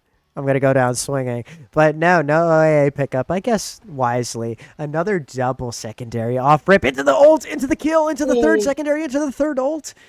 just what do you do, man? What do you do? And now the Vices are What is hungry, happening? throwing out another ult as the two default skin Vices work the defense for one of the few times today. And now, yeah, the collapse into a more familiar situation. Up the other side of the field, Wayward clear from Salt, though. A little unfortunate. Good recovery by Crombie, though, with the primary, meaning that Team Vice holds for the time being, able to work the ball up. And Neuro patrolling the midfield line, but being beaten backward by that double secondary into the ult. But Footsie is played successfully by the three defending members of the, I forgot their name, of Blue Team. Competitive adjective means that they are still in this for the time being. They are Abercrombie really close to dying. Will they manage to secure the kill and also reset their prize fighter stacks? I don't think so. Nice pass to Flame, immediately reacting to the pass from Nur that was 2 centimeters away. Immediately finding the kill and the barrier. Will they manage to win this goal as well? Oh, no. Oh my gosh, the burst from Colt barely saves it. Immaculator does not save it as Nuru uses the hook. Flame in good position to deny the pass there. This is insane that it's still going on. The ping-ponging, no! I don't know how to commentate this. Immaculator find themselves with the core and just basically put it in as Nuru does not have anything anymore. What are we doing, man? It's just like, I don't know. I just like, how can win? I mean, evidently just strike better, I guess. But I think it is an interesting thing to note is that I think, as pointed out by SwiftC in chat, like if the Vices coordinate, they can just layer their ults sequentially so that it's impossible to evade. If you just go like, if you space out like half a second between ults, you'll get, one of them will land, one of them will connect. This is miserable. I would not want to be. I made this joke 2 weeks ago. I'm going to make it again. My grandfather, he fought in World War II. I think he would prefer World War II to this if he were a member of Blue Team. It's just like, oh my lord, this is horrible. This is horrible. So many killing. It's such a one-sided fight. Neuro is the next one to eat the brunt. I don't know which Vice got him, but they now all have at least 3 prize fighter stacks. This is like, oh my lord. Okay, I mean, just land the plane at this point. But no, heroic defense by the tandem, the duo of what is their name? Competitive adjective, but no, just not able to secure it. And now we're on match point in this awful game. I honestly don't think they need to layer anything to get kills, as we are saying. They never have enough energy to get it out. The first barrier is down, the second barrier is also down. Will they manage? Will competitive adjective immediately choose to lock in? It does not seem like it, as another player is down. Unless a miracle happens right now, like that one, they will not be able to win this match. It does not seem like it. Allowing Vice on such a map where she is so strong. There it is. With oh, never mind. Prize Fighter is insane. They cannot find the win. They are gripping onto their nails. They will not let go of the mirror they're holding onto. But 3 Vices on the same spot will manage to get past Nuru and secure their win. Oh, Neuro making the best of a horrible situation. I gotta say, that goalie was holding. But what do you do when there's 3 Vices in your face and your teammates are dead or dying and out of position? Yeah. I mean, why are we not banning Vice, bro?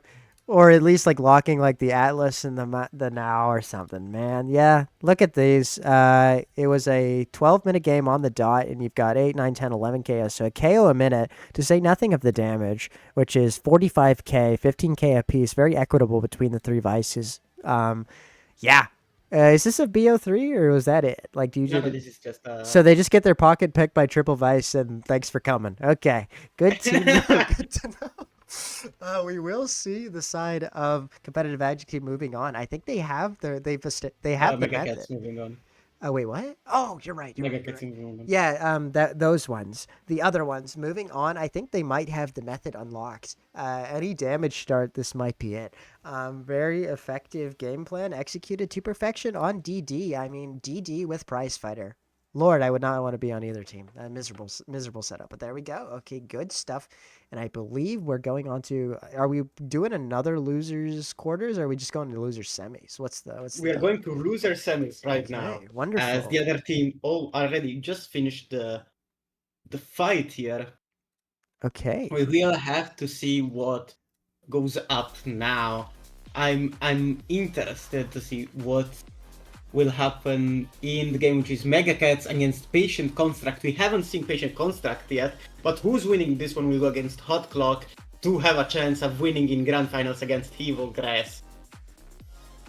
Yeah, okay. Are we staying in this lobby or like what is the I will leaving. what's the big idea? Okay, good. I think we'll leave. Okay, let me So think are we I have- waiting on a game or is everyone ready to go? I just need to know if we I think we're waiting for a bit. We can go into Okay, yeah, let's throw to for break. Let's throw to break real quick. a minute Okay. or two. Don't go anywhere, guys, though, because things about to get hype. Some were saying, but yeah, catch you in a few minutes.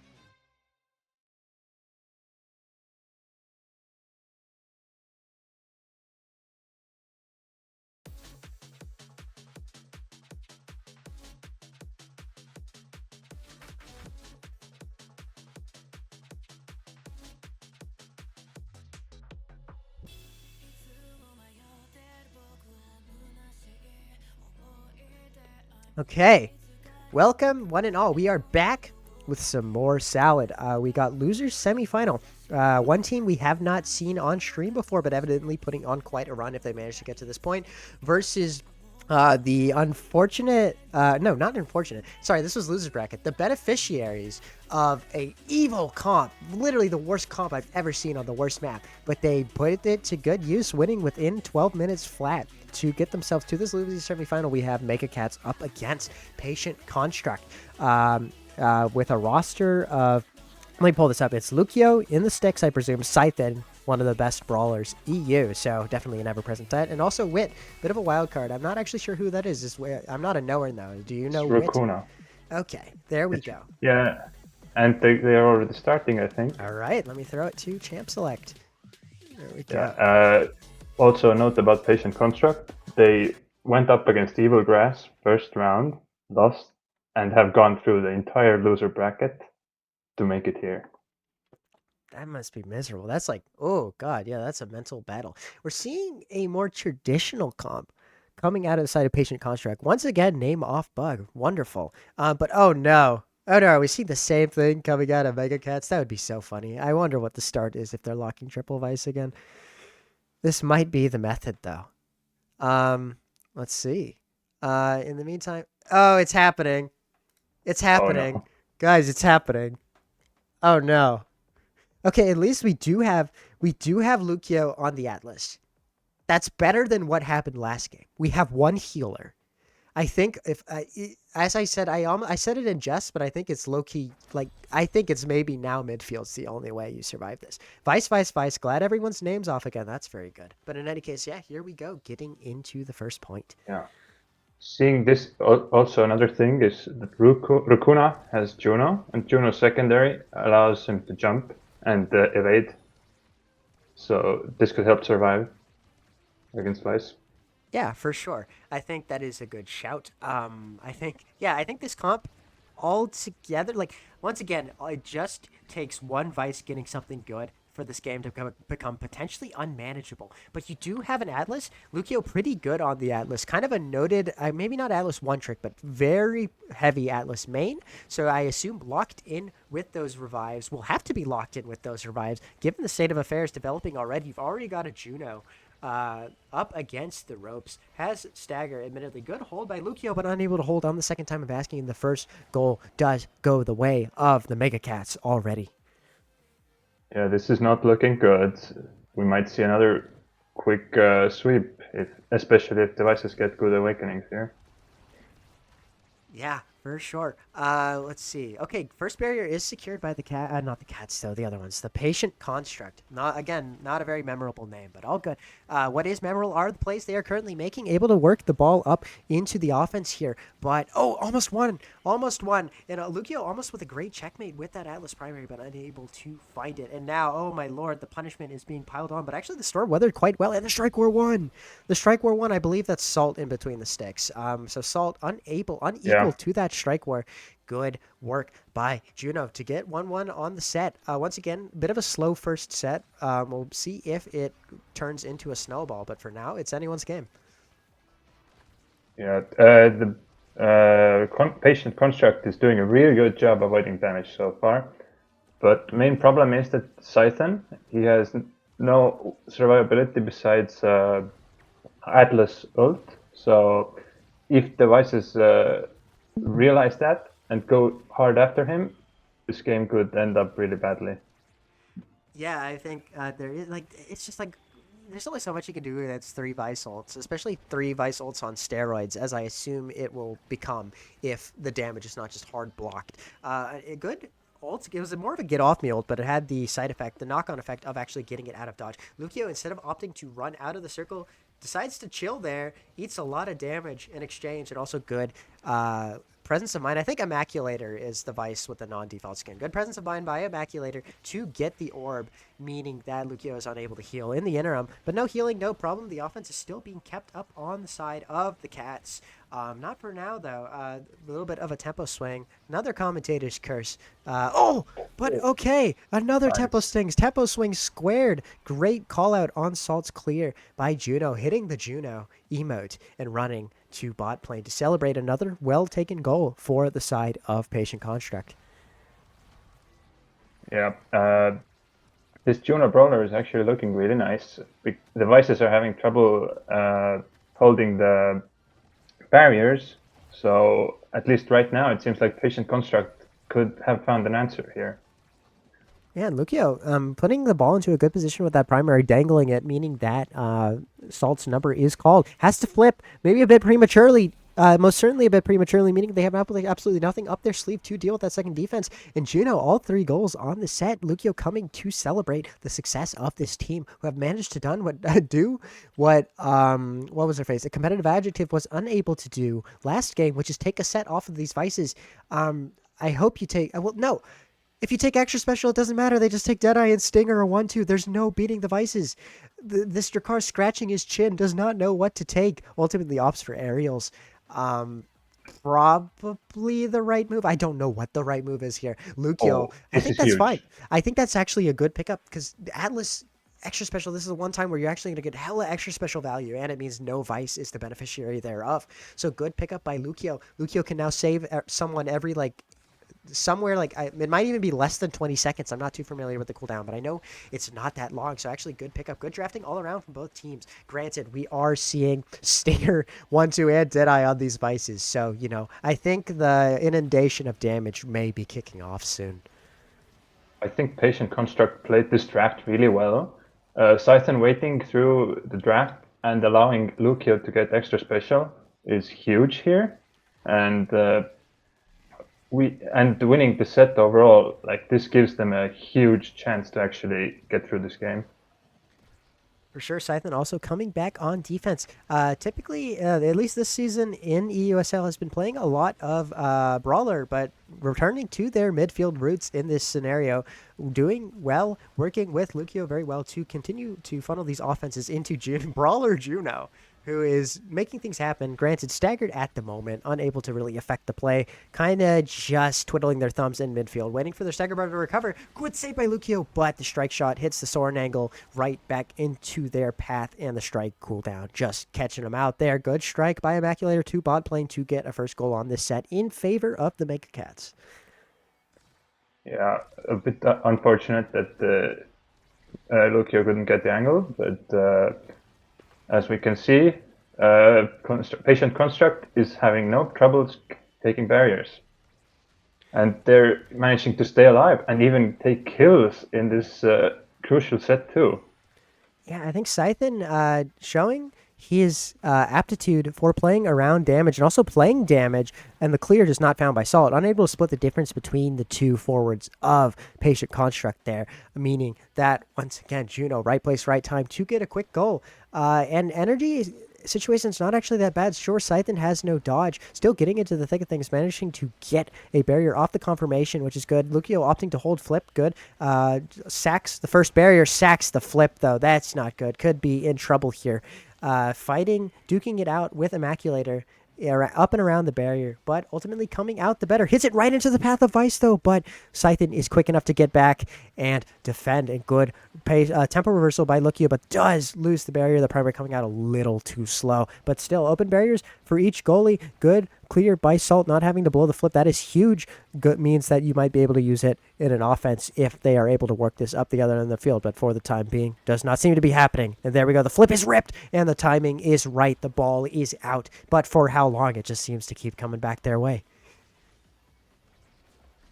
So it's actually quite surprising that Mega Cats seem to be the team that's getting KO coped so far. And I would like to note that Rukuna is actually one of the lower rated players, at least in terms of solo queue in the tournament. And he was quite unconfident coming into into this. But as we can see, he's playing really well, and his team is on their way to final, I would even say. Yeah, I mean, I second that notion. I think his positioning is working with Scythen extremely well. Is finding the standing in the correct places, which I mean sounds elementary but very hard. Making it look elementary low is this Juno, who's once again confirming the barrier. Scythen able to win the interaction in bot lane in spite of the damage pressure from Vice Lucio, opting to hit the rotate. Obviously, we have a more mobile comp on the side of Patient Construct, and leveraging that mobility to good effect. I think the rotates coming out to good use. Oh, but Lord, good use are those. Well used are those secondaries, forcing the flip out of Lucio. Sure, no barrier for their troubles, but man, I think forcing the goalie to make these difficult decisions vis-a-vis energy is huge. Now Lucio once again playing their life. Oh, ults a little prematurely. I would have held on to that, buddy, but all good. Still managing to survive for the time being, but might not be long for this Earth unless they can stall long enough to get another ult back on deck. Okay. Really tough defense for Patient Construct here, but they managed to survive and get a kill. This is huge. So Rukuna, no, Salt saves it with the flip. Scythen, Rukuna, Scythen again, and now the Vice has got possession. Good save. The core is flying so fast right now that it's very difficult to commentate on this. Oh, nice Soren angle. Yeah, Lucio's been doing some good stuff. I think has been like incredibly patient.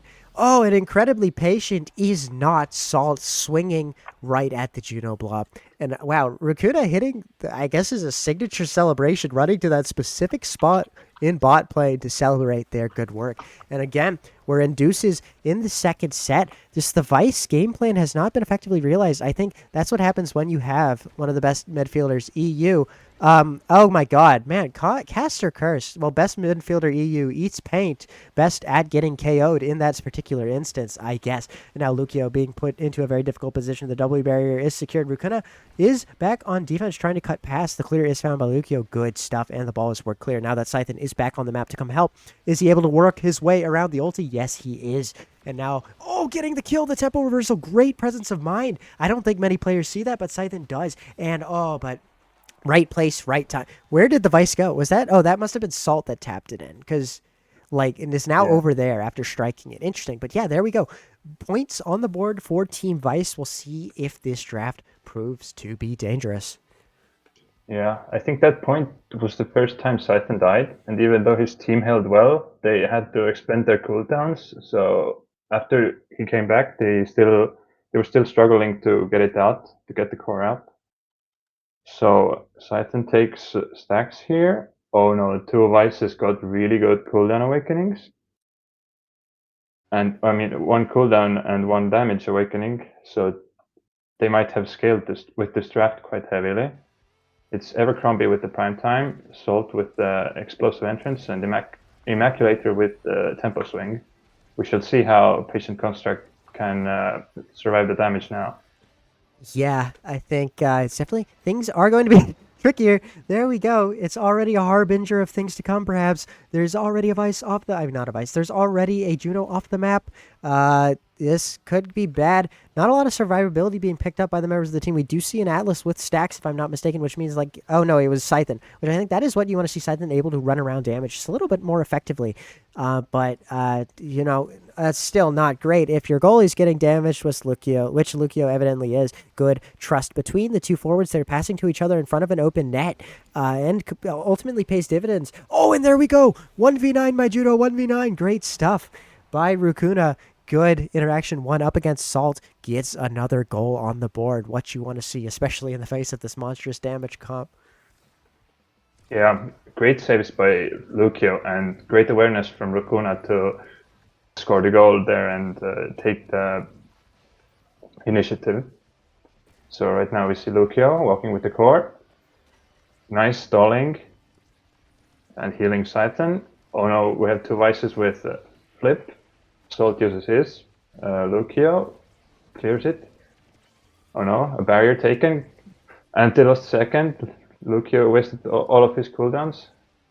But right now, Patient Construct is holding on.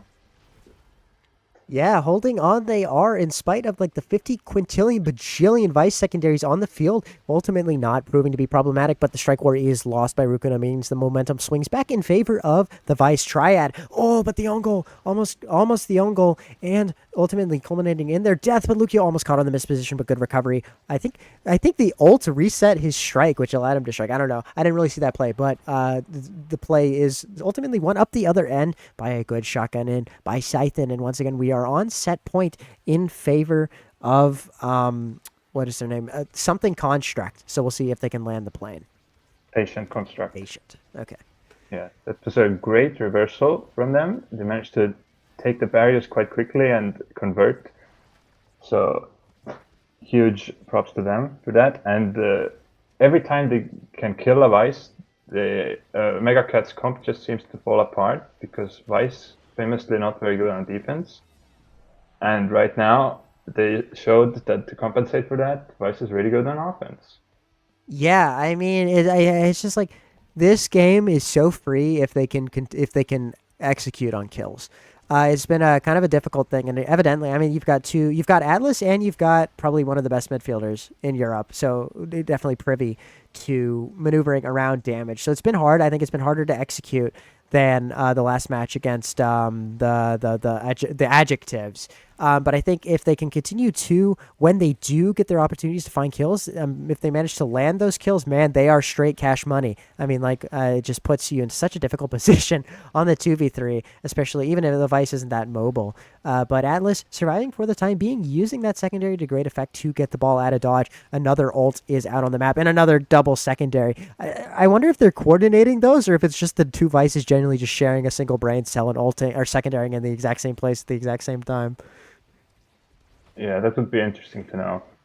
Something I would like to note is patient construct. They're really patient, especially Lucio and Scythen. They're managing to wait out everything, and Rukuna just takes the second set.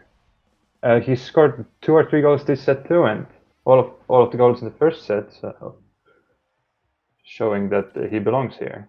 Yeah, good work by this Juno, but this is another scary draft. There's no really stopping Vice. Just take what's good on you. Evidently, go ups for the Reptile Remedy. I think that's a good pickup. It's a good pickup. Oh, Scythen could get Peak is here good here too, but Prize Fighter is on the board and no one's taking it. What's happening? I mean, I kind of understand that. I think, like, obviously, Prize Fighter, Extra Special, all that jazz, it's, like, scary, but I can understand wanting to play your life. I'm not sure if there's any Awakening synergy. I think it's just raw stagger for both of these. Like, none of them picked up built different. Like, I can understand it. Like, at least now you have a really big stagger bar. Granted, I think that stagger bar is going to be chipped away a lot more effectively now that you've got these 3 big scary Vices with a lot more big scary Awakenings up their sleeve. But looking to be not too problematic just yet, but that could obviously change very quickly. Yeah, after Scythen didn't take Prize Fighter, I think it was actually the right play because Lucio had a choice between Team Player and Prize Fighter there. So really, actually good. They gave him a hard choice, and they ended up getting Prize Fighter for it. Especially since the one who got Prize Fighter was AMAC in the end. Here we go. The ball is rotated upward by Lucio. Rotates it into the 2 Vices waiting in the Lion's Den, and now the escape is blocked off by their own secondary. A little bit of a defensive collapse there, but Allgood wins the strike war to compensate. That was great fundamentals coming out from the blue team goalie, but is unable to win that interaction. Now in a very precarious situation, forced to kite backwards and dance around that secondary, is able to do so. Scythen back to help, perhaps at the cost of his life down the line if he's unable to dodge correctly, but is able to get out of dodge without even dodging, just able to leverage that mobility coming out of the peak performance and the Drakkar dash to get into the right place at the right time. And now, good strike war 1 in the midfield by the non-Immaculator Vice. I believe that's Evercrombie. Yes, okay. Able to make sure that the barrier survives for the time being, but still very scary situation. Going top corner. Yep, there it is. Catches Atlas out. Atlas used the primary 5 seconds prior and thus had nothing. So good goal by Evercrombie, I think. Yeah, it was a great strike into the top corner. But something to note is Scythen. Whoa, 3 Vice seconds. There's 3 Vice ults. But Scythen is extremely fast. and these stacks, as long as he can keep them, could really be a game changer here. And Imac flips. Oh no, 2 more Vice secondaries, and Lucio saves them. Scythen is staggered, almost dead. Can he survive? The 2 Vices are also very dead. Rukuna has to take over midfielding right now. Oh no, 2 Vice secondaries again at the same time. Scythen is dead. He lost his stacks. That's huge. They got Evercrombie, but they lost the set for it. Ooh, Unfortunate. Lucio just a little late with the secondary. I think if you let it rip 0.5 seconds earlier, that pass is not on. But you live and you learn. Very good performance by the side of the something cats, the Mega Cats. Mega Cat. And getting rewarded with heavy impact, Dios mio. It takes hotshot though, which I think is like understandable-ish. Maybe. I think it's a really good play. They forced Atlas to deny heavy impact, so I think it's a great play. Because you don't want Juno on hotshot in set 5, I think.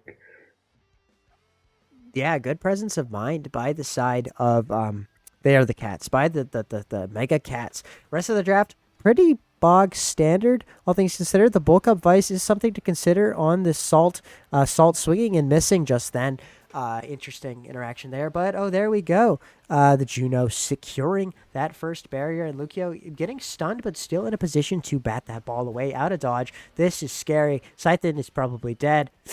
Ooh, hangs on by the skin of his teeth, and now is the beneficiary of a well-timed ult from Lucio to get somewhat back to health, but eating 2 primaries in a row means he's right back to square one in the health department, unable to really help this poor Atlas. In the back, more concerned with playing his life. Lucio picking up his orb, oh no! But Scythen still surviving for the time being, in spite of this crazy offense, which Salt is now able to deal with. Crazy Soaring Eagle found. Good defense by the Vice in the net, meaning the ball is now back on the side of Lucio and friends, but quickly rotated upwards, continues to be rotated upwards. Scythen always in a position to be found, but not quite able to channel it into this Juno just about. Rukuna now trying to get something to happen with these slimes, but as nothing, swings a little early, means that they're now in a strike war situation. Oh, unable to leverage the core speed off the Juno slime. Oh, but still fighting, still poking and prodding, trying to 1v1 the defense, but now it's just too much of a wall being put up by these 2 default skin Vices. The redirect not quite found. Oh, good stuff. Oh, unfortunate clear. Lucio with a great reaction. Stalled out the flip for as long as possible with that secondary into the good reaction, but just bats it right back down into one of the 2 default skin Vices. Unfortunate, but almost clutched a crazy defense. Yeah, I think Lucio really needs to focus on holding his barriers, because Atlas on open goal is looking really tough right now.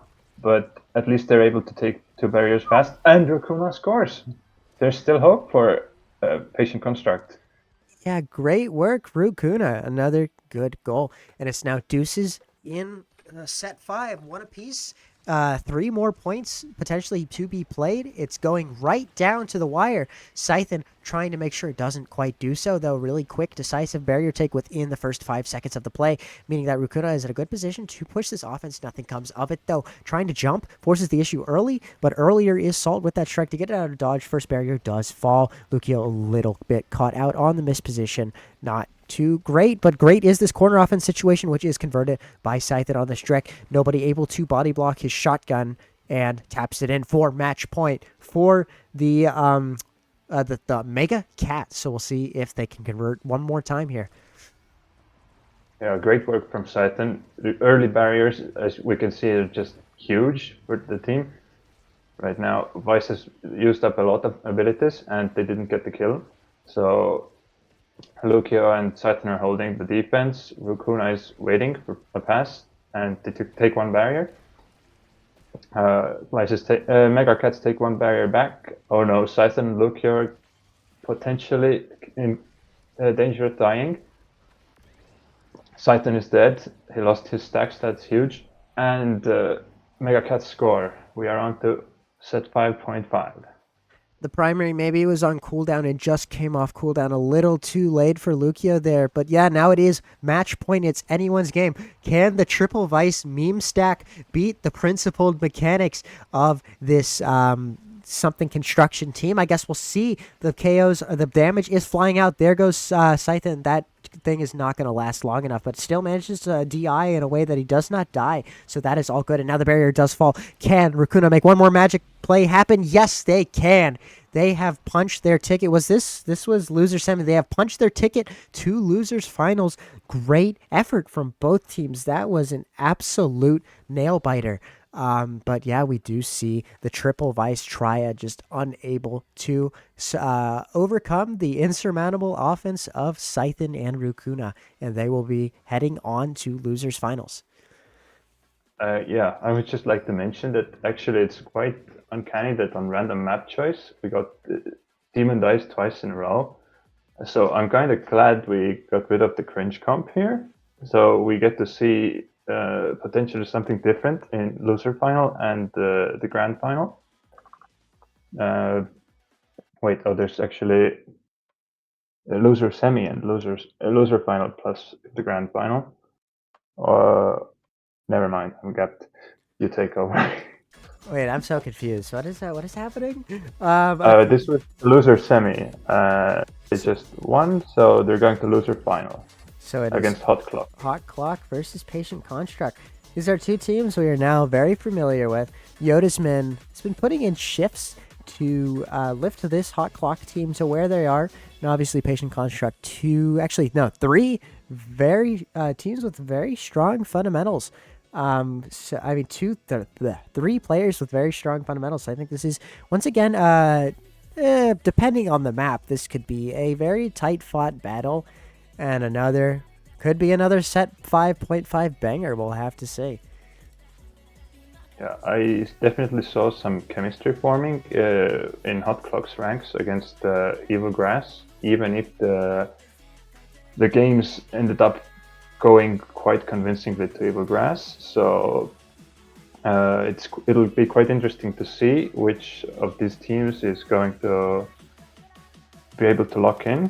My personal favorite in this situation is still Patient Construct, because they've gone through the gauntlet of this long loser bracket. They've gotten a lot of games, and I think, from what we saw just now, I think Scythen has managed to develop really great chemistry with his teammates. Yeah, I think that was it impressed me how well those two forwards were playing together. Granted, they probably had never queued into each other prior to 2 hours ago. So I think an immediate understanding has evidently been forged and was paying dividends for them. And I think that was a crazy comp to have to play into. And they somehow managed to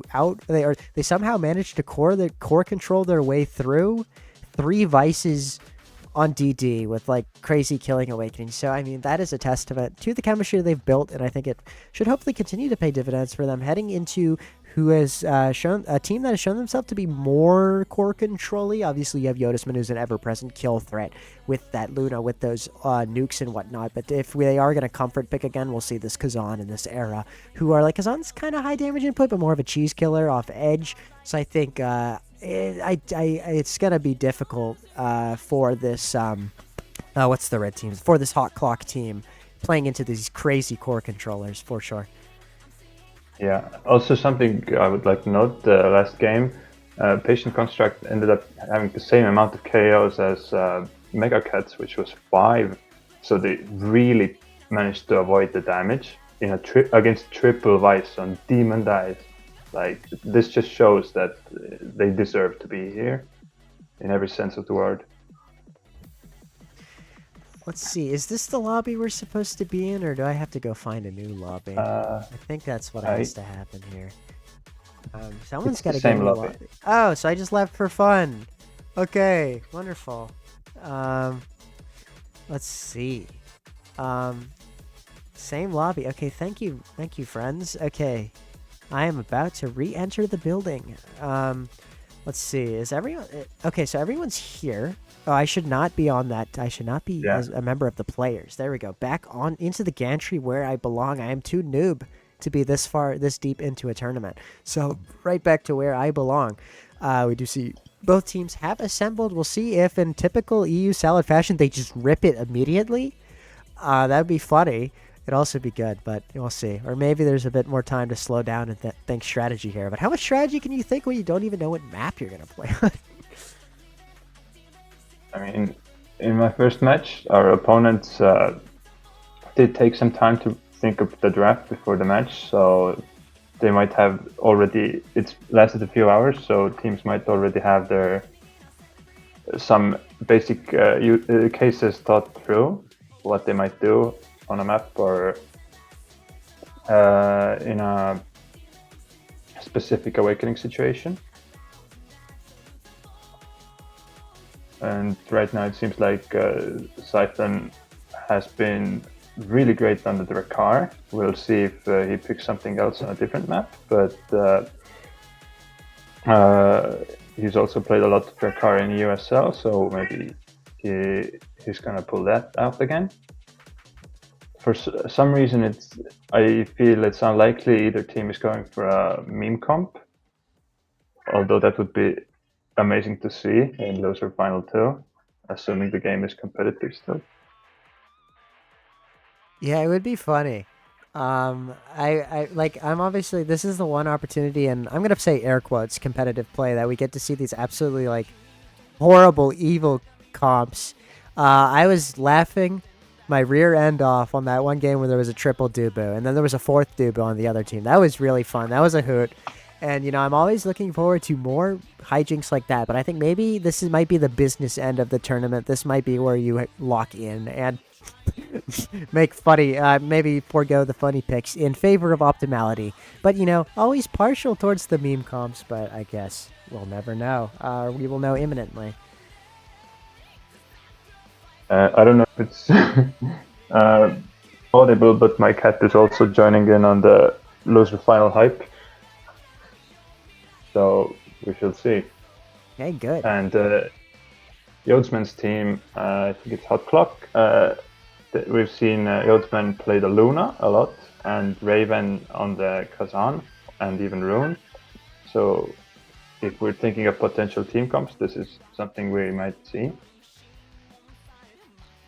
Okay, Q has been popped. Okay, wonderful. Yes.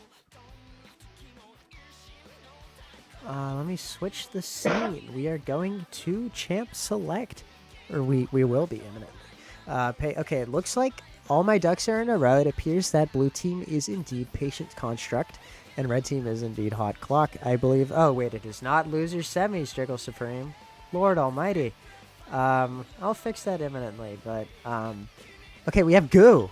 We have Goo. This is familiar territory for the side of Yodasman, for the side of Hot Clock. This is where they ultimately lost in winners finals. So maybe looking to exercise their map demons here and come back in spite of their earlier loss on this field.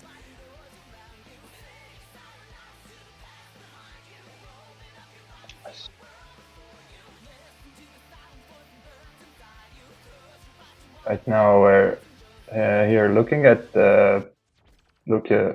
team Patient Construct banning Kazan and Hot Clock banning Atlas.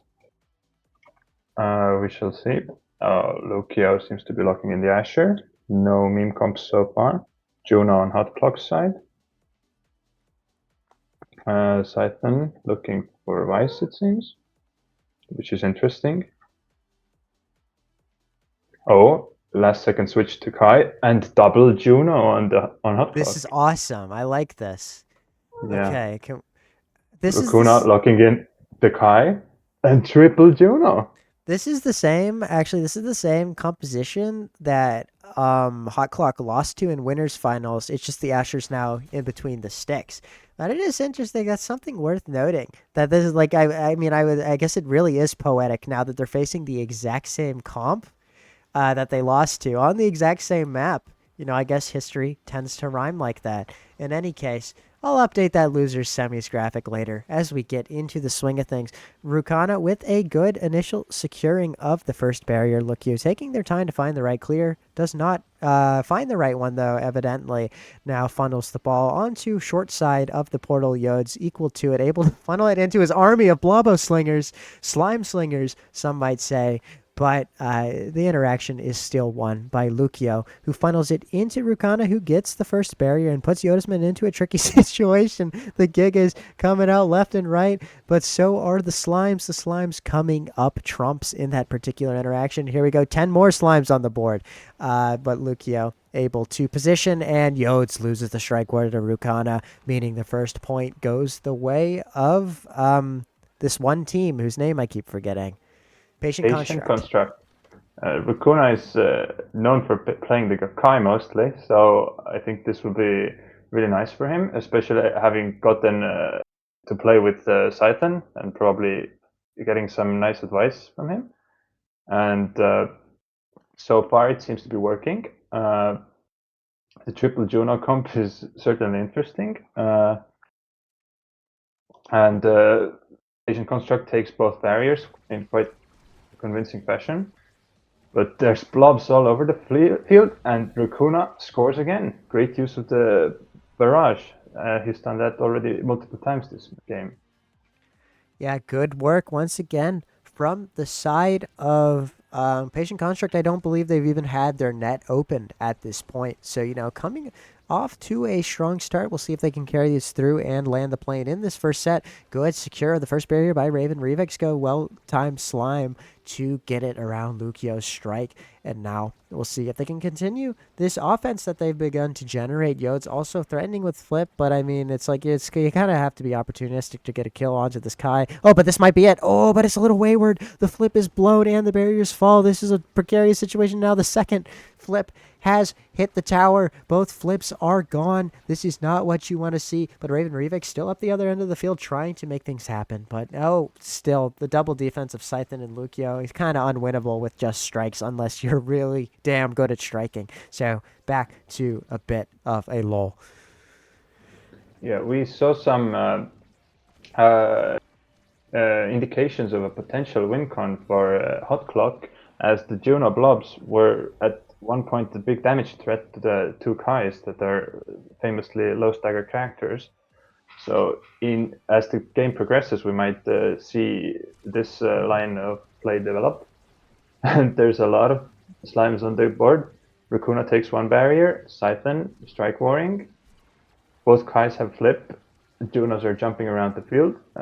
All of the Construct has flipped. So they will want to use it. Great barrage from Rukuna to keep the momentum. Uses flip for nothing. 3 Junos jumped after the core. Rukuna is trying to take the last barrier.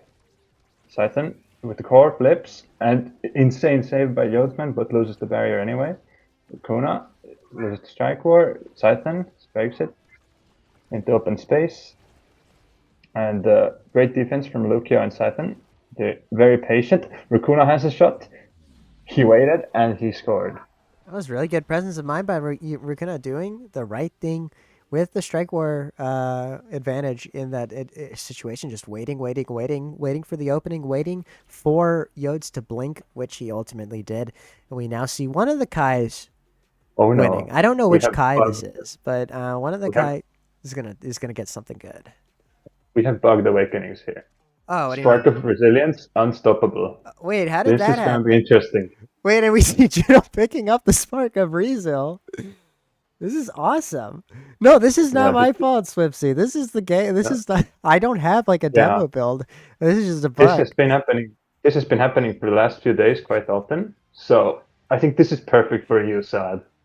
We have a very wild game incoming, I think. This is awesome. I don't even care. Spark of Resilience, welcome back. I've missed you. It's literally been years since that thing's been in the game. So hell yeah, I'm not complaining.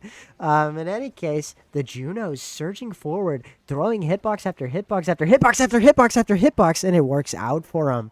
There we go. 10 slimes, 11 slimes. Who knows? Enough slimes to get it through Lucio. That was exactly what you need to see from the side of the Hot Clocks, who I think that's their second goal. Yeah, they're getting their second goal on the game and hopefully the first of a couple more. Yeah, that was a quick double barrier into score by a billion Juno blobs. So right now, Patient Construct lost one barrier, but had some possession of the core. They're waiting out the Juno blobs and trying to maintain control of the core. They take one barrier. Hot Clock wins the strike war. Lucio walks up. Scythen with flip. Is he gonna use it? He's looking for it, definitely. And they have they're in a good position to take the second barrier. Yodsman flips and saves it. Scythen flips. Core is saved by Hot Clock. And Patient Construct loses the barrier. Ooh. Scythen with a big KO. This is their chance. Rukuna strikes through Yodsman, age checking him. What the hell is Yoda doing? That was crazy. Whoa.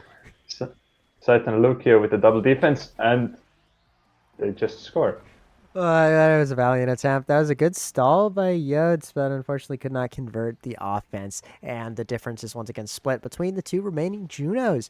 1-1 apiece in the second set. It's proving to be a pretty tight match. I think for now, to me, it seems like Patient Construct has the number of this Hot Clock side, but it's still subject to change. I mean, Yodes is really putting in work, finding these really smart strikes around Rukuna, and it's really just a function of whether Scythen is able to successfully box in this Juno.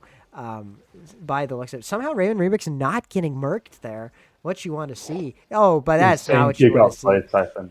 Oh, good grief! And also somehow the slime from Yodes doesn't connect with the ball either. Very interesting interaction there, but it does mean another goal goes the way of the Patient Construct. Yes.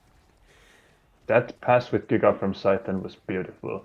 And Rukuna takes another barrier, and they have flip, and they take the second barrier.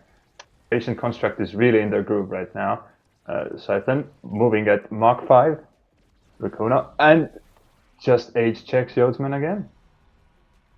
Yeah, there we go. That's another thing I've noticed. So Rukuna, the MO after scoring runs to that exact same spot in bot plane and then uses an emote that is reflective of the character they are currently playing. Very interesting. That's a very distinctive goal, Selly. I gotta admire that. Too many people just stand still, man. You got to be more like the Ball and Ballers in NASA. They have a sick celebration. We need more of that in EU. In any case, one of the guys picking up aerials. What you want to see. The improp goes unchosen, though, in favor. Stagger Swagger, Egoist. Yeah. Big Fish. Yeah. Fight or Flight. Hello? Wait, welcome back. I really like Christmas Patient came Construct's early. Holy crap, this is awesome. I'm glad. Egoist has not been in the game for years. This is so cool. Okay, this is my kind of game. Good draft. Yeah. W draft. W salad. Lucio, a little wayward with the angle. The Slimes are still managed to be beaten, though. Again, misses the Pro League angle there. Hits it right back to themselves. But, it works out in the end. Scythen here to help with the layering. Succeeds and is now patrolling the midfield. Gets Raven Revex with the barrage. Classic Kai stuff. I believe that's stock barrage too, if I'm not mistaken. Yeah, pretty much. That just kills. Interesting. In any case, yeah, bit of chaos in the midfield as the two remaining Junos defend successfully, putting enough hitboxes between them and the blue side to keep the ball out of their barrier, but the barrier does eventually fall. Yode's in the right place to make sure the second one doesn't, though. It gets on the other side of portal, bats it to his two forwards, who are just struggling to make any sort of thing happen against this double defense of Scythen and Lucio. They're just dribbling it to himself, man. Oh, Lord, that's unfortunate. Yode's still holding up the other end, though, meaning that not all is lost. Buzz is forced to blow flip, though, meaning heading into OT, this goalie might be in a sticky situation. Yeah, Scythen was just farming aura with the dribble in his own corner and trying to bait out as many enemy abilities as possible. But right now, Hot Clock takes the second barrier off of Patient Construct. Oh, huge save by a Juno blob. I don't know whose blob it was. Rukuna has flipped and takes another barrier. Scythen. Oh, good. Rukuna wastes flip. Oh no. The Junos are really controlling the space here. So it's really tough for Patient Construct right now, but they managed to score. And this was really crucial because the point was in overtime, and as we see, the Juno blobs make the core fly around really fast, so it's important to win before overtime. Yeah, that was a real nail biter. I think it was either Raven or Baizu who just about missed the angle on bot plane. It bounced up so unfortuitously back into the fray, and they ultimately lose that point, which is not what you want to see. They're in a sticky situation, really backs against the wall. They just cannot seem to get any offenses going against this Scythen Lucio tandem. They're just standing on top of each other, layering their abilities so well, their strikes as well. And I just think that that sort of defensive understanding is not mirrored up on the red side. Yode's kind of having to ego defend a lot of the time. And we now see the ball is worked clear. Yode's jumping forward, leveraging. I don't need. That's just, oh, that's not, is that stock Juno Dash? It is. Wow. It's eject button. That makes sense. In any case, one flip is blown. Yode's having to blow the flip, in turn opting to flip first barrier, also inadvertently for tempo, meaning that the second barrier does fall, but the second barrier also falls on the side of the hot clocks, meaning that once again, scary open net situation, but Juno not too miffed about an open net. These blobs controlling space quite well, but the two Juno forwards unable to make anything happen in the interim. Yode's coming. Maybe 3 Juno forwards is the answer, but evidently not. But maybe the Slimes will just solo. Yeah, the Slimes 1v9ing in that scenario. Taking the second barrier, meaning we now have an Asher in an open net. Probably not ideal if these Junos can just get the ball out of their own half and into a scary situation, especially in the OT with this core speed. Things could get nutty. We'll see. Nice strike from Rukuna. What I'm noticing here is that when Patient Construct has their barriers, then the Junos are really having a tough time getting through Lucio's Asher. Lucio can just press buttons and win every interaction. But without the barriers, the Juno core speed makes it really difficult for Lucio. So this is a very interesting dynamic that's developing. And right now we see the Kais controlling the field with their speed, and at the same time Junos are controlling it are trying to counter with blobs and jumps. But this is looking like a really favorable situation for Patient Construct. Lucio has flip, Scythen almost has flip. Lucio uses the flip to keep his barriers, understanding the win condition. Oh, good double barrier. Money. Okay, they still have life in this game. Great patience by Yodes. 2 holds onto the flip. This could be so scary if he could get into position to blow it, but ultimately, ball is batted out the other way, meaning this is, good presence of mind by Yodes to flip out in front of Scythen. Scythen blowing the flip, now meaning a little bankrupted in the energy department. W. Bezu. Beziu _XD, right where you need to be. Great secure of that barrier with the jump. And we now have another sign of life, another heartbeat coming out of this Hot Clocks team. They need to get some more plays like that if they want to stay alive in this series. And that is a great start. The double barrier falling into the Juno Slime. Oh, but it does not quite connect. But still, Raven Rebex in a position to threaten this offense. So many hitboxes, so many slimes with Lucio equal to it. Maybe, Yode's careening forwards, but it's just unable to connect with the ball. The slip is bursted a bit prematurely. Now Yodes in a tricky 1v1 situation, which they are unable to win, but still the Slimes enough hitboxes to get the ball out of dodge for the time being. The triple Juno defense should be enough to hold this barrier. Scythen just waiting for an opportunity, dribbling through portal, but Yodes once again throwing out another big oppressive hitbox to make sure nothing comes of it. Great patience, great timing. Outstrike warring Rukuna is the tandem defense of Yodes and Beziu, and now it's just a bit of a stalemate. It's a Cats game as both teams are unable to find any form of decisive breakthrough. Both goalies are really locked in, not to mention Scythen with his absolute beast build. Oh, but beast strike by Raven Revex, another case of the right place at the right time. Itis, good strike past Lucio, who does manage to hold flip, admittedly. So, not the end of the world if you are a member of the Patient Construct. That's their name. Honestly, I'm seeing a potential reverse sweep angle here because the Junos seem to be at an equilibrium where they have enough to hold on and just outlast the comp of Patient Construct. But right now, the offense is under their goal, so we'll see. Rukuna has flip. We'll need to find a way to use it, or live long enough. Okay, Lucia uses flip, but loses a barrier still. Rukuna could. Hot Clock loses the barrier. Scythen looking to regain possession. Rukuna has it. And Patient Construct, they're going to Grand Final. Yeah, what an anticlimactic way to end, just on a mere strike war. But man, that last set especially had me on the edge of my seat. I was really wondering if these Junos were gonna get it done. Ultimately, coming up a little short, but valiant effort to get this far in the tournament.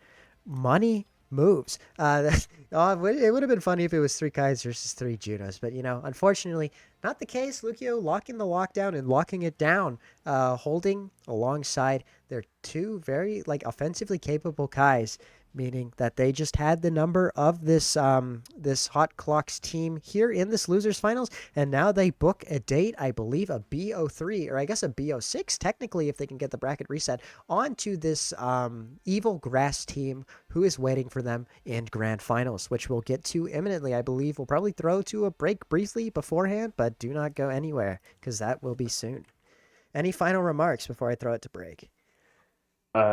Just for this game, I think many times I saw Racuna strike through Yodsman, so maybe Yodsman was suffering from internet issues or just fatigue from playing so long. But otherwise, for me, we'll see you in grand finals. All right, BRB.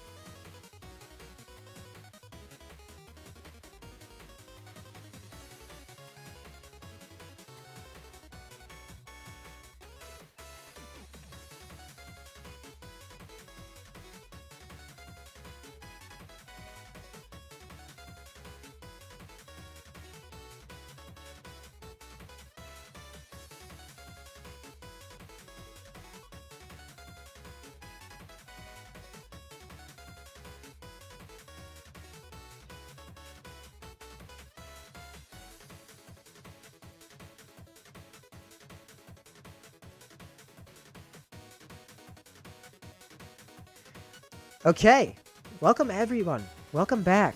Grand Finals of EU Salad number 3. So excited for this. We have two teams we're now very familiar with.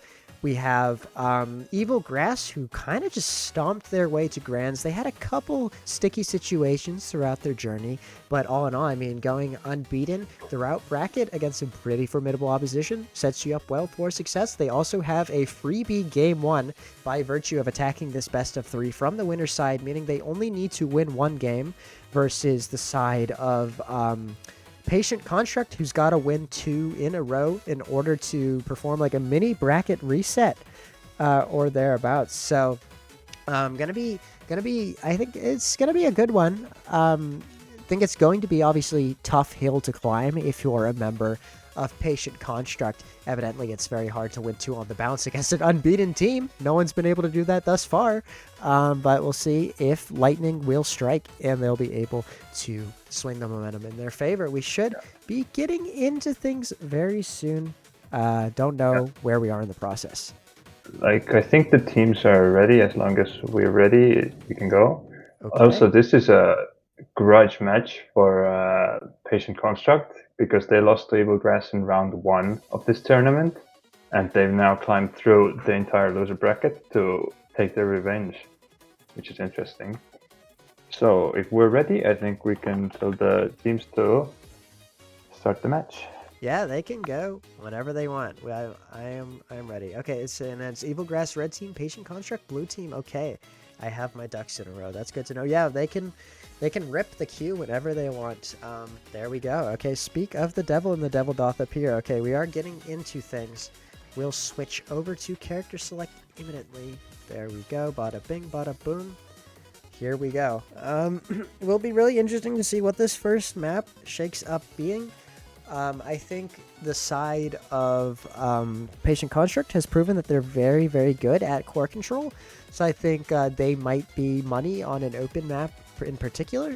This is a semi-open map in Gates of Obscuria. Obviously, the portals complicate dynamics. Name off for everyone. Once again, that's great. But yeah, we'll see if they end up locking an interesting comp or just stick with their fundies here. I think, like I said, this is definitely the business end of the tournament. So as much as it's kind of against the spirit of the tournament, I would not fault you for just making educated choices about your characters at this point.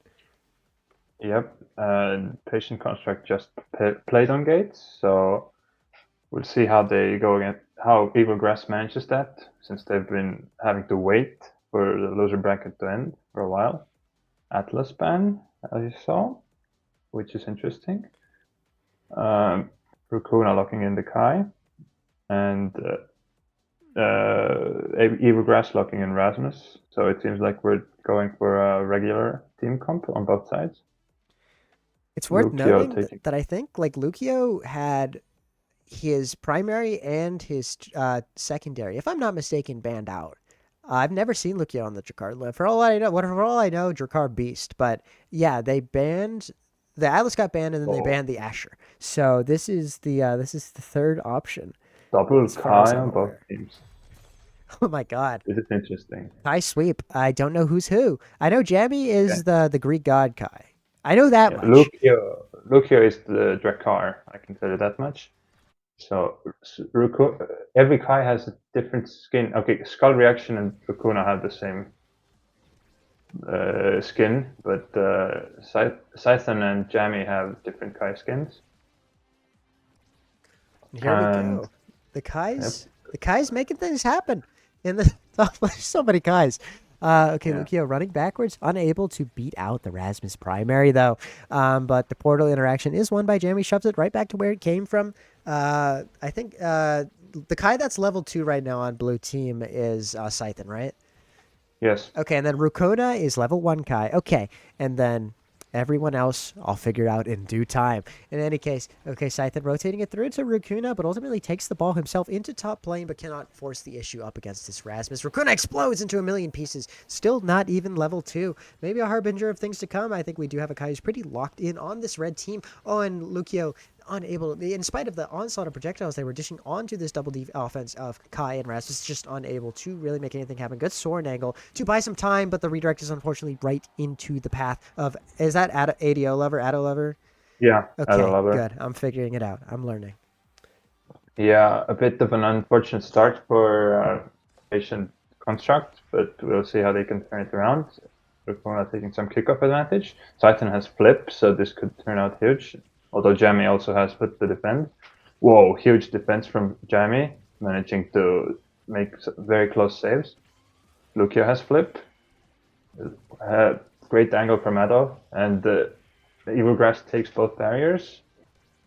Titan still looking to make use of that flip, but right now it's looking like Big Evil Grass is quite comfortable. Although, okay, Scythen flips but doesn't get the barrier. Jamie had to flip to defend that. Scythen looking a bit low, so this could end up being. Lucio almost saves it with his primary, but unfortunate angle. Yeah, unfortunate misexecution there. I also I didn't get the chance to comment on it, but it was a crazy, beastly hold about midway through the point. I'm surprised, somehow, Patient Construct really got, somehow, against all the odds, bought themselves a second lease of life in this second point, but ultimately did not manage to capitalize regardless. We now see Racuna trying to make things happen, but this jammy defense is just too poised at the ready, finding the right strikes, and Ado Lover coming back and managing to help secure that defense, getting the ball out of dodge, and this Kai helping to try to build a box. There's so many primaries. I think it's worth noting that literally everyone in the lobby has prime time. There's 4 Kais, and they each have prime time, and the Strek has prime time. It's really just projectile central up in here as Lucio and friends lose their first barrier, meaning we're now at 1 barrier apiece for both goalies. So still anyone's point, but I'm really getting the suspicion that this game's gonna drag. Sorry, that was just a really funny physics interactions between the two barrages. It made me giggle a little bit because it's not something you see every day, given you're not typically seeing 2 Kais in a lobby with each other.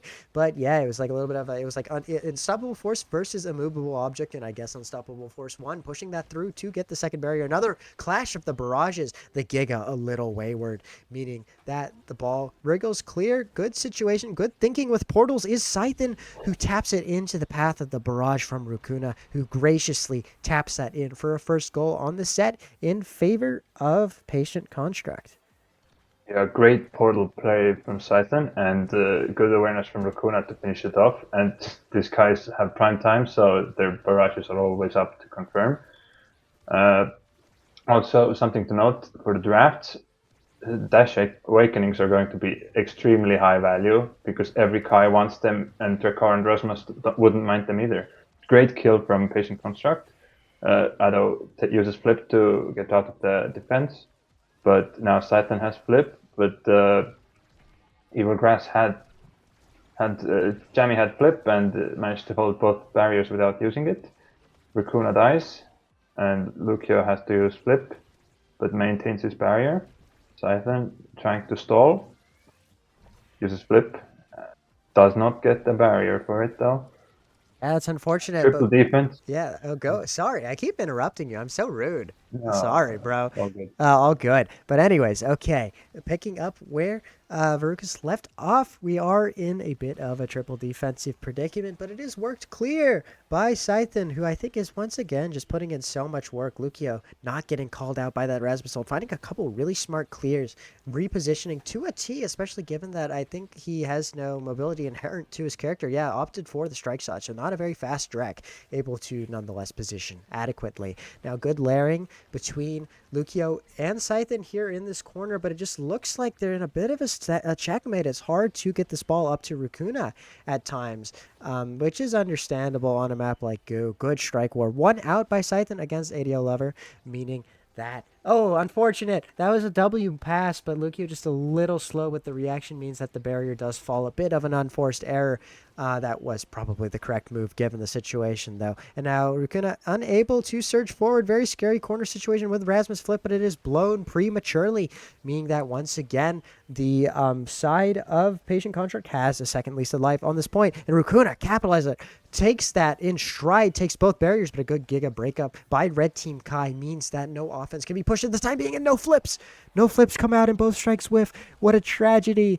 Oh, goodness gracious. But there we go. First set does go the way of Evil Grass, who continue their winning ways. Jamie with a well-deserved MVP. Yeah, tragic end of the set for since both teams were having such great team defense, but we have hot shot, super surge, even heavy impact, quick strike, so many things that these Kai players might be looking for.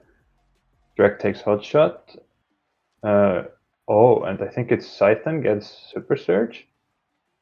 1-2 punch and inner focus for the Kais on the other team. I assume Jamie has inner focus and quick strike for the remaining Kai, which is, I assume, Rukuna. Yeah. And Rasmus gets size. This could end up being influential. Yeah, I think good pickups all around. Quick strikes on one of the Kais, always pretty dangerous. Yeah, solid pickups all around. I don't know if there's like a clear winner of this draft. Granted, prime time on, once again, one of the Kais. I don't know which Kai has prime time because they're all name off. No, sorry, I meant Super Surge. They all have prime time, but I don't know which one has Super Surge. Scythen has Super Surge. Okay, good to know. Yeah, that's a very vital pickup, especially Scythen, who's proving to be the more midfield-oriented Kai of the two. Just being able to cover a lot of ground, be in a lot of positions. I think that's arguably the best player on the team. So I think you definitely want to get the mobility onto him because he'll be in positions to make objectively better decisions in many cases. So yeah, good pickup. And good, almost secure up the double barrier there, but Jamie able to bat it away. Also, now Racuna not looking very good. Sort of a little rocky in the stagger department. Oh, and bada bing, bada boom, Racuna. Yeah, not long for this earth. Forcing some interactions. Is Scythen, who's able to keep the ball to himself pretty well, cuts the pass to great effect, meaning this power play kind of a dud, low key. Scythen now once again winning another strike war.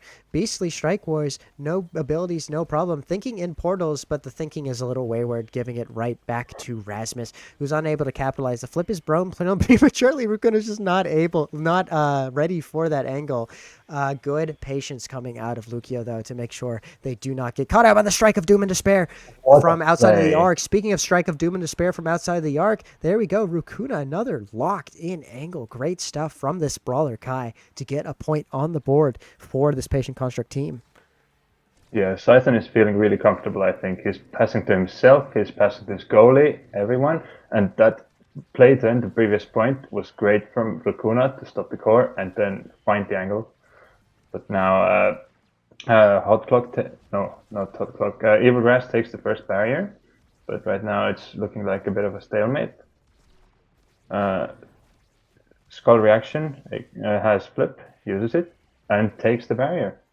Yeah, good work by Skull Reaction, making it happen solo on a Kai into this Drek. So very good individual play from that fella. Continually, really good individual play from Jamie as well. Somehow managing to hold on to both barriers with just strike as far as I'm aware.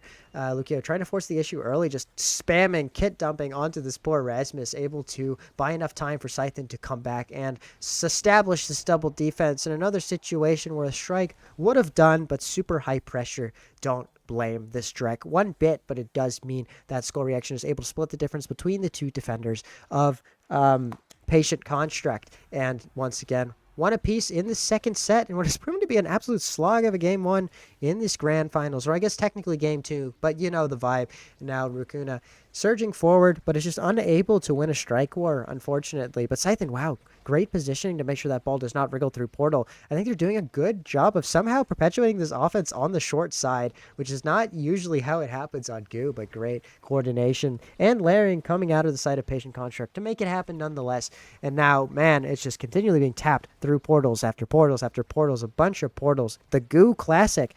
Jamie, once again, defending well with strikes, holding on to their flip, which is good. The two barrages converging. The barrages low-key into each other there, but it's no problem. The interaction is still one. And the barrier does fall, and now Jamie being put into a sticky position in the face of this Kai. Rukuna being forced to expend flip. That was a great decision by Scythen, I do think, to force Jamie into a position where they felt like flip was necessary. Now, meaning Rukuna can do more wicked work. Now they're not having to deal with the flip. Oh, and an interesting interaction. I don't really know how Lucio gets away with that there, but he does. And it almost pays dividends up the end of the field. We do see the flip ripped, and oh no, Kai was mid-barrage. Skull emoji was mid-barrage, meaning that the flip is unable to be ripped from the defending Kai, and Rukuna taps it in for another good goal. Once again, great team defense from patient construct, they managed to hold both their barriers, and eventually Jammy's open goal had to fold. Right now, Scythe stalling. Oh no, Rukuna is low and has no orb to take, at least near him. Scythe trying to give his teammate a way out, but Rukuna dies. The Skull Reaction has flip. And Scythe and Lucio are holding well, but lost one barrier. Ado has flip, so he could burn the second one, but Skull Reaction takes it. Oh, Scythe good hold. Good hold, Lucio. And Lucio and friends take no credit away from the other defenders in that situation. But now Lucio just coming up a little short there. A lot of abilities being thrown his way, and I believe the kit was completely exhausted from this direct goalie. Could have maybe dodged, but it's, again, a high-pressure situation up against what has proven to be probably one of the best forwards in this Salad tournament. Ado Lover, putting in a lot of work up against all manner of goalies, but especially this one. And now, once again, gets another goal for their troubles with the help of Skull Emoji. But up the other end of the field, we have another Kai barraging and Giga Blasting and just throwing out all manner of hitboxes, but still one barrier stands. Jammy and friends, good work holding on, meaning what both goalies are enjoying the benefits of a close net for the time being. Great patience by Lucio to play around that secondary from Rasmus, and now still holding on to flip, but might need to use it soon. That was great presence of mind, but the clear a little wayward, meaning in spite of the good play that preceded it, still just unable to hold their barrier. Now it's direct with no dodge open net. Granted, the Rasmus ultimate has been expended, meaning, it's not the worst situation to be in. This forward for the time being doesn't have a whole lot to pressure you with as you gradually build your way back up to a dodge, which is so invaluable. Good usage of the Buzz by Rukuna, just about lasting long enough to get it through Jammy, who is now not really helping his team as ADO Lover tries to 1v1 up against this Drek, but a little unsuccessful in that endeavor as blue team. Whoa, crazy Giga. That's insane. I need to add that to my notebook, my playbook. That was really cool what Scythen just did. But I guess coolness aside, equally cool is the core flip to bot lane, which just about outlasts the shotgun from Lucio, meaning the second set of potentially 3 sets goes the way of Evil Grass, and you have another Kai in pole position. Yeah, Scythen had a similar heads-up Kai Giga play in the previous match we watched too, so he really shows mastery of that character. Orb dancer for who I assume is Jammy. A team player for Drekar, Lucio. Missile prop for the other Kai on the red team. And peak performance for who I assume is Scythen. Reptile remedy for Rukuna. I think a very standard draft. Most people got what they wanted out of this.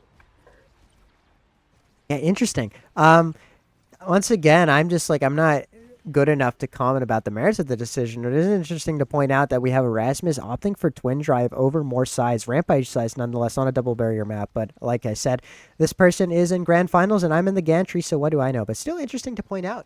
In any case, good strike shot. Oh, go ahead. I think that was maybe a deny from the Kai, because Kai and Dash Awakenings in this game is really important. Yeah, I think you're right. Yeah, I probably just wasn't seeing that. In any case, where am I? Oh, good ultimate by Jammy to get that out of dodge. Another good, not Jammy, sorry, Lucio. Good work by Lucio to get the ball out the back. The ball, second time of asking, is a little wayward. Scythen unable to get on the end of it, and the hit stun properly applied by ADO Lover, and almost managing to once again solo a good offense. But coming up a little short there. Good Giga coming out of Rukuna, trying to call out Jammy on the overextension, but Jammy privy to it. More barrages, barrage. But I don't know how many more you have more on the map. Doesn't matter. No barrage, no problem. Wins that with strike. And even though there was another Kai barrage to try to stop it, just not quick enough from Jammy, unfortunately. From the games we've seen, Rukuna has shown great mastery of the Kai barrage to score, which comes from his, tendency to play Kai very forward. And he's also shown good proficiency on strike force against the goalie, which is nice to see. And a small correction about the red team's Kais. Skull Reaction has Orb Dancer, and Jammy has Missile Prop. Right now, Scythen flips to defend the barrier, but ends up losing it anyway. Not much energy for Scythen and the entirety of red team, except Skull Reaction. and right now a bit of a stalemate. Both teams are trying to build something up, and it seems like Evil Grass was building up an offense, but Skull Reaction died, and this could be a huge momentum shift. Yeah, we'll see. Lucio, Net is open for the side of Evil Grass. Not something that happens all too often. But oh my lord, what a redirect! Holy crap, good shot by this fella, Kuna. Racuna, sorry. Man, I need to get my hearing checked, or my memory checked. But in any case, good stuff coming out from the level 7 Kai, tapping that bottom corner, striking when it counts, getting that bottom barrier. Scythen almost eating paint there, but just about withstanding the Rasmus primary. Good back pass onto Lucio, meaning that the ball is out of dodge for the time being. Good strike war won by Scythen. 2, can Racuna land the play? No, they can't. But Scythen, they are sending in the cavalry, the double barrage of doom and despair from both and offensive Kais. Just about sealing the deal there. What you want to see. Good resurgence, 3-0 resurgence, mind you, from this patient construct team. So we'll see if they can start to change things in draft. Scythen, I assume, is hovering stacks, which is huge in this game. Although there's Cast to Last and Explosive Entrance on the board for the other Kais. And Lucio takes extra special. Who will take Explosive Entrance? Oh, Rukuna, I think. And Spec Training for the remaining Kai. Rasmus gets more size though. I think this is a great draft for both teams. Question is who can make use of it.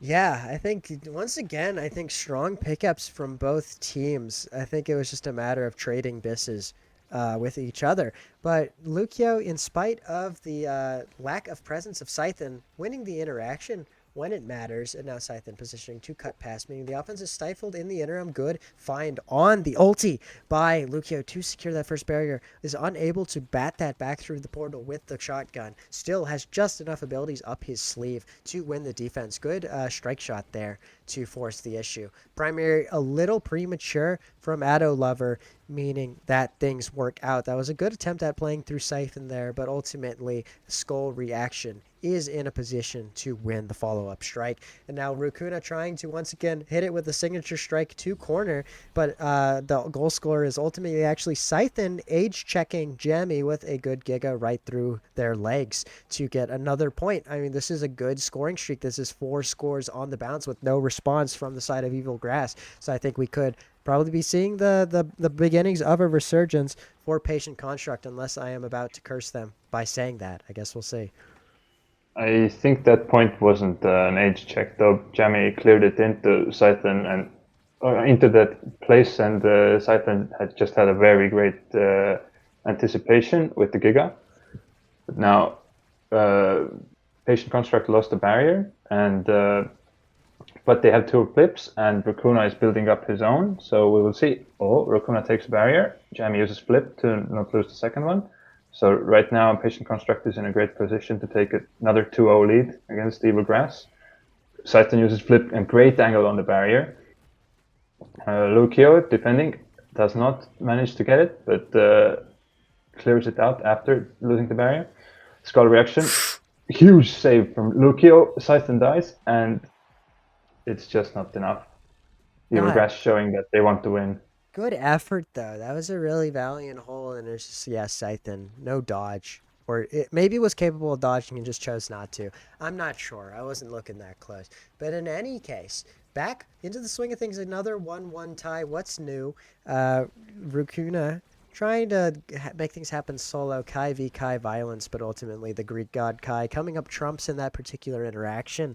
Now, Scythen coming, helping with this layering has been a joy to behold. Watching this goalie and this midfielder work together, it's generally pretty coordinated, surprisingly, but does fall apart in that particular instance. The bottom barrier is lost, and now Rasmus with flip threatening, looking real scary. Opts not to expend it though, probably holding out for the open net situation where it might be proved to be of more value.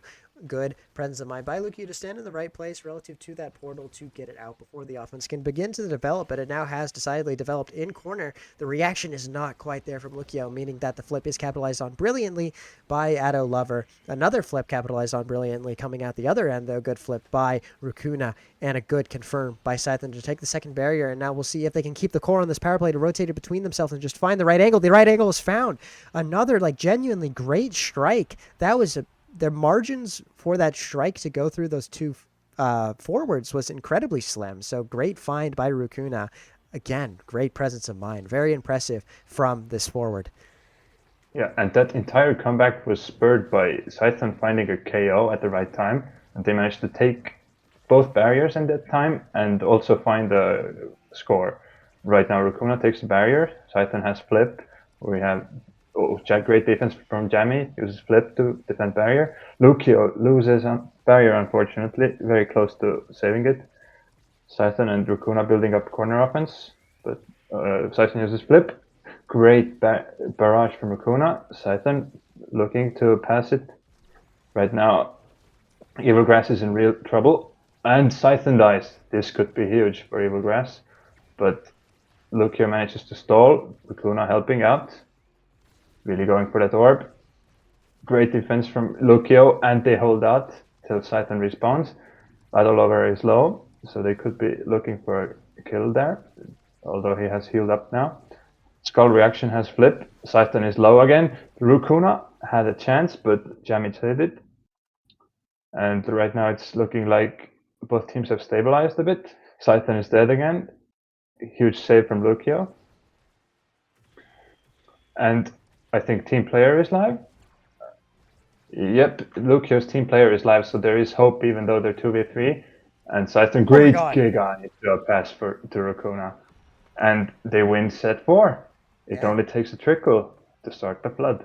Great stuff. This is exactly what you want to see as the underdog, as the loser side team heading into this. Good, I guess you could say, beginnings of a reverse sweep. Obviously, the plane hasn't been landed yet. They still need to take the set, but I mean, once again, a couple textbook Kai Awakenings here. It's really whatever floats your boat here. Opts for the aerials. Cash money. I forget which Kai was first pick, but I assume it's Scythen. Probably Scythen. If I were a betting man, I'd assume it's Scythen too. But yeah, takes the right thing. We're seeing a mobility arms race here. One of the other Kais locking the Among Titans, which I think is a good given the synergy that has with Rasmus as well. And Kai, loving mobility. It is midfield Kai. It is skull reaction. That's ultimately the locker of that awakening.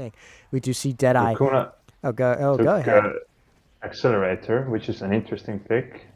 He could end up paying dearly for it, but I think most people got what they wanted. Great barrier take from, and Rukuna's dead, even though that wasn't due to stagger, I think.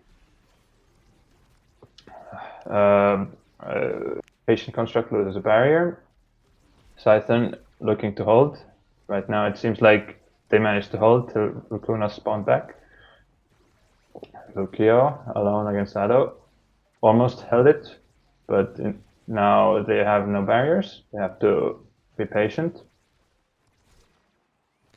Good pressure. The barrier is secured just about, and a good find by Scythen, who also confirms the ball into Rukuna with a Giga, but that was an unfortunate misexecution of the strike there. Goes right into portal, but luckily Lucio is able to deal with it, pick up the pieces, and control the damage. Now, Scythen just controlling pass, a cutting pass rather, but Lucio, burning flip, it was the correct decision, but yeah, you just get murked, unfortunately. Scythen striking the ball one time, that was so crucial because now he has flip, which is exactly what you want to see. I don't think this power play will come to much, but I mean, once again, what do I know? It does seem to be worked pretty well. The difference is not able to be split, though. But the second time of asking it is, can Rukuna clutch another 1v1? Not this time. Not that time either. Maybe a third time. No, the ball just can't get to him. Scythen opting to go his own way, forge his own path up in the top lane. But it is snubbed out by Ado Lover, who again, wow, that pinpoint strike into bot lane. Had to be. Otherwise, Scythen was getting there. Good stuff from this Rasmus. Yeah, for sure. That was a great strike, even though Scythen did everything he could to make it as difficult as possible. Right now, the question is, who can take the barriers first, it seems. Because, Patience Construct lost one barrier early, but Raccoona with a huge trike, but Scythen is dead, and Raccoona has to hold now with Accelerator, which means he could be a kill target very much. They lose the second barrier, and Raccoon's dead. Lucio has to hold. Scythen came back to help. Man, 4 prizefighter stack Rasmus is nutty. That's insane. You got to get this guy off the map. But how do you get it off the map? You're 2 Kais. You're 2 Kais in a trek. You can't. Oh my god. Yeah, I think I think the 4 prizefighter Rasmus really coming in clutch. That was just an absolute stack wipe, as the EU4 players in chat would say. But yeah, no, I mean, it was unfortunate 3v1 there. But yeah, we'll see if this patient contract team can resurge. They're trying their darndest to do so, but it's just so hard to get any sort of corner offense going against 2 guys. Even with the quintuple, sextuple barrage, is just not quite going in their favor. Oh, but an unfortunate misexecution of the pass from Skull Reaction gives Team Patient Construct a lifeline here. They capitalize on it diligently, taking both barriers. And could they get something? No, but the flip is forced out of Jammy. Jammy perhaps on a bit of a panic there. And oh no, but Lucio, I guess on the flip side, doesn't panic, is too chill, doesn't blow the flip in time, and now loses their own barrier and blows the flip prematurely. We're going to have to see a generational lock-in from these Kais and this Lizard. Can they do it? Such a scary situation. Score Reaction looking to work himself slowly up the field into a position where he can flip it in. Can he flip it in? Oh, he opts for the pass. That was kind of cool, but both the double defense equal to it, and they are still in it. They are still in it. Oh, but he's called out. Oh, but Lucio's call out by the Giga. Insane stuff. Crazy ending snipe of the century from Skull Reaction to win Euro Salad number 3 with some style points, might I add. Good win. Good fight from both teams, but Evil Grass just a little stronger on the day. So congratulations to our tournament winners. Absolute slog. 28-minute and 40-second goo game. They had to work for it. Look at these stats. 133 to 123. Both goalies were putting in work, not to mention the insane redirects on Scythen. It was a bloodbath. It was war. And ultimately, yeah, we have our winners. Evil Grass, congrats to you. And congrats on second place, Patient Construct. Yeah, huge loser bracket run from Patient Construct. I was really cheering for them, but unfortunately the dream had to end here. They did manage to come back from 2 sets down with 2 very dominant sets, but in the end, the better team managed to lock in and take what was theirs. Yeah. So that concludes Euro Salad number 3. I don't believe we have a post show. I don't know why we would have a post show. But I think that is the end of the row for us. Congratulations to our champions. Odds are we will be rating Bestie and Slot. They have been gone live. I don't know, what are they streaming? Because surely it's not Nassel. Nassel was yesterday, wasn't it? I don't know, but probably gonna raid Bestie. I don't have. Seems like it is NASA or Nest. Okay, well, someone raid Bestie. I'll send all you people. Okay, NASA. Okay. Because yeah, there's nothing left for us here. But okay. Let me switch to Caster Street. Okay. Oh, we are raiding. There we go, money. Okay.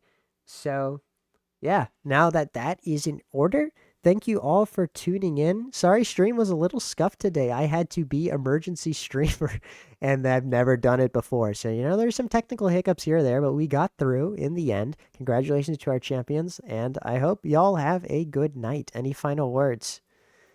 Good night to you. All right. Catch y'all around.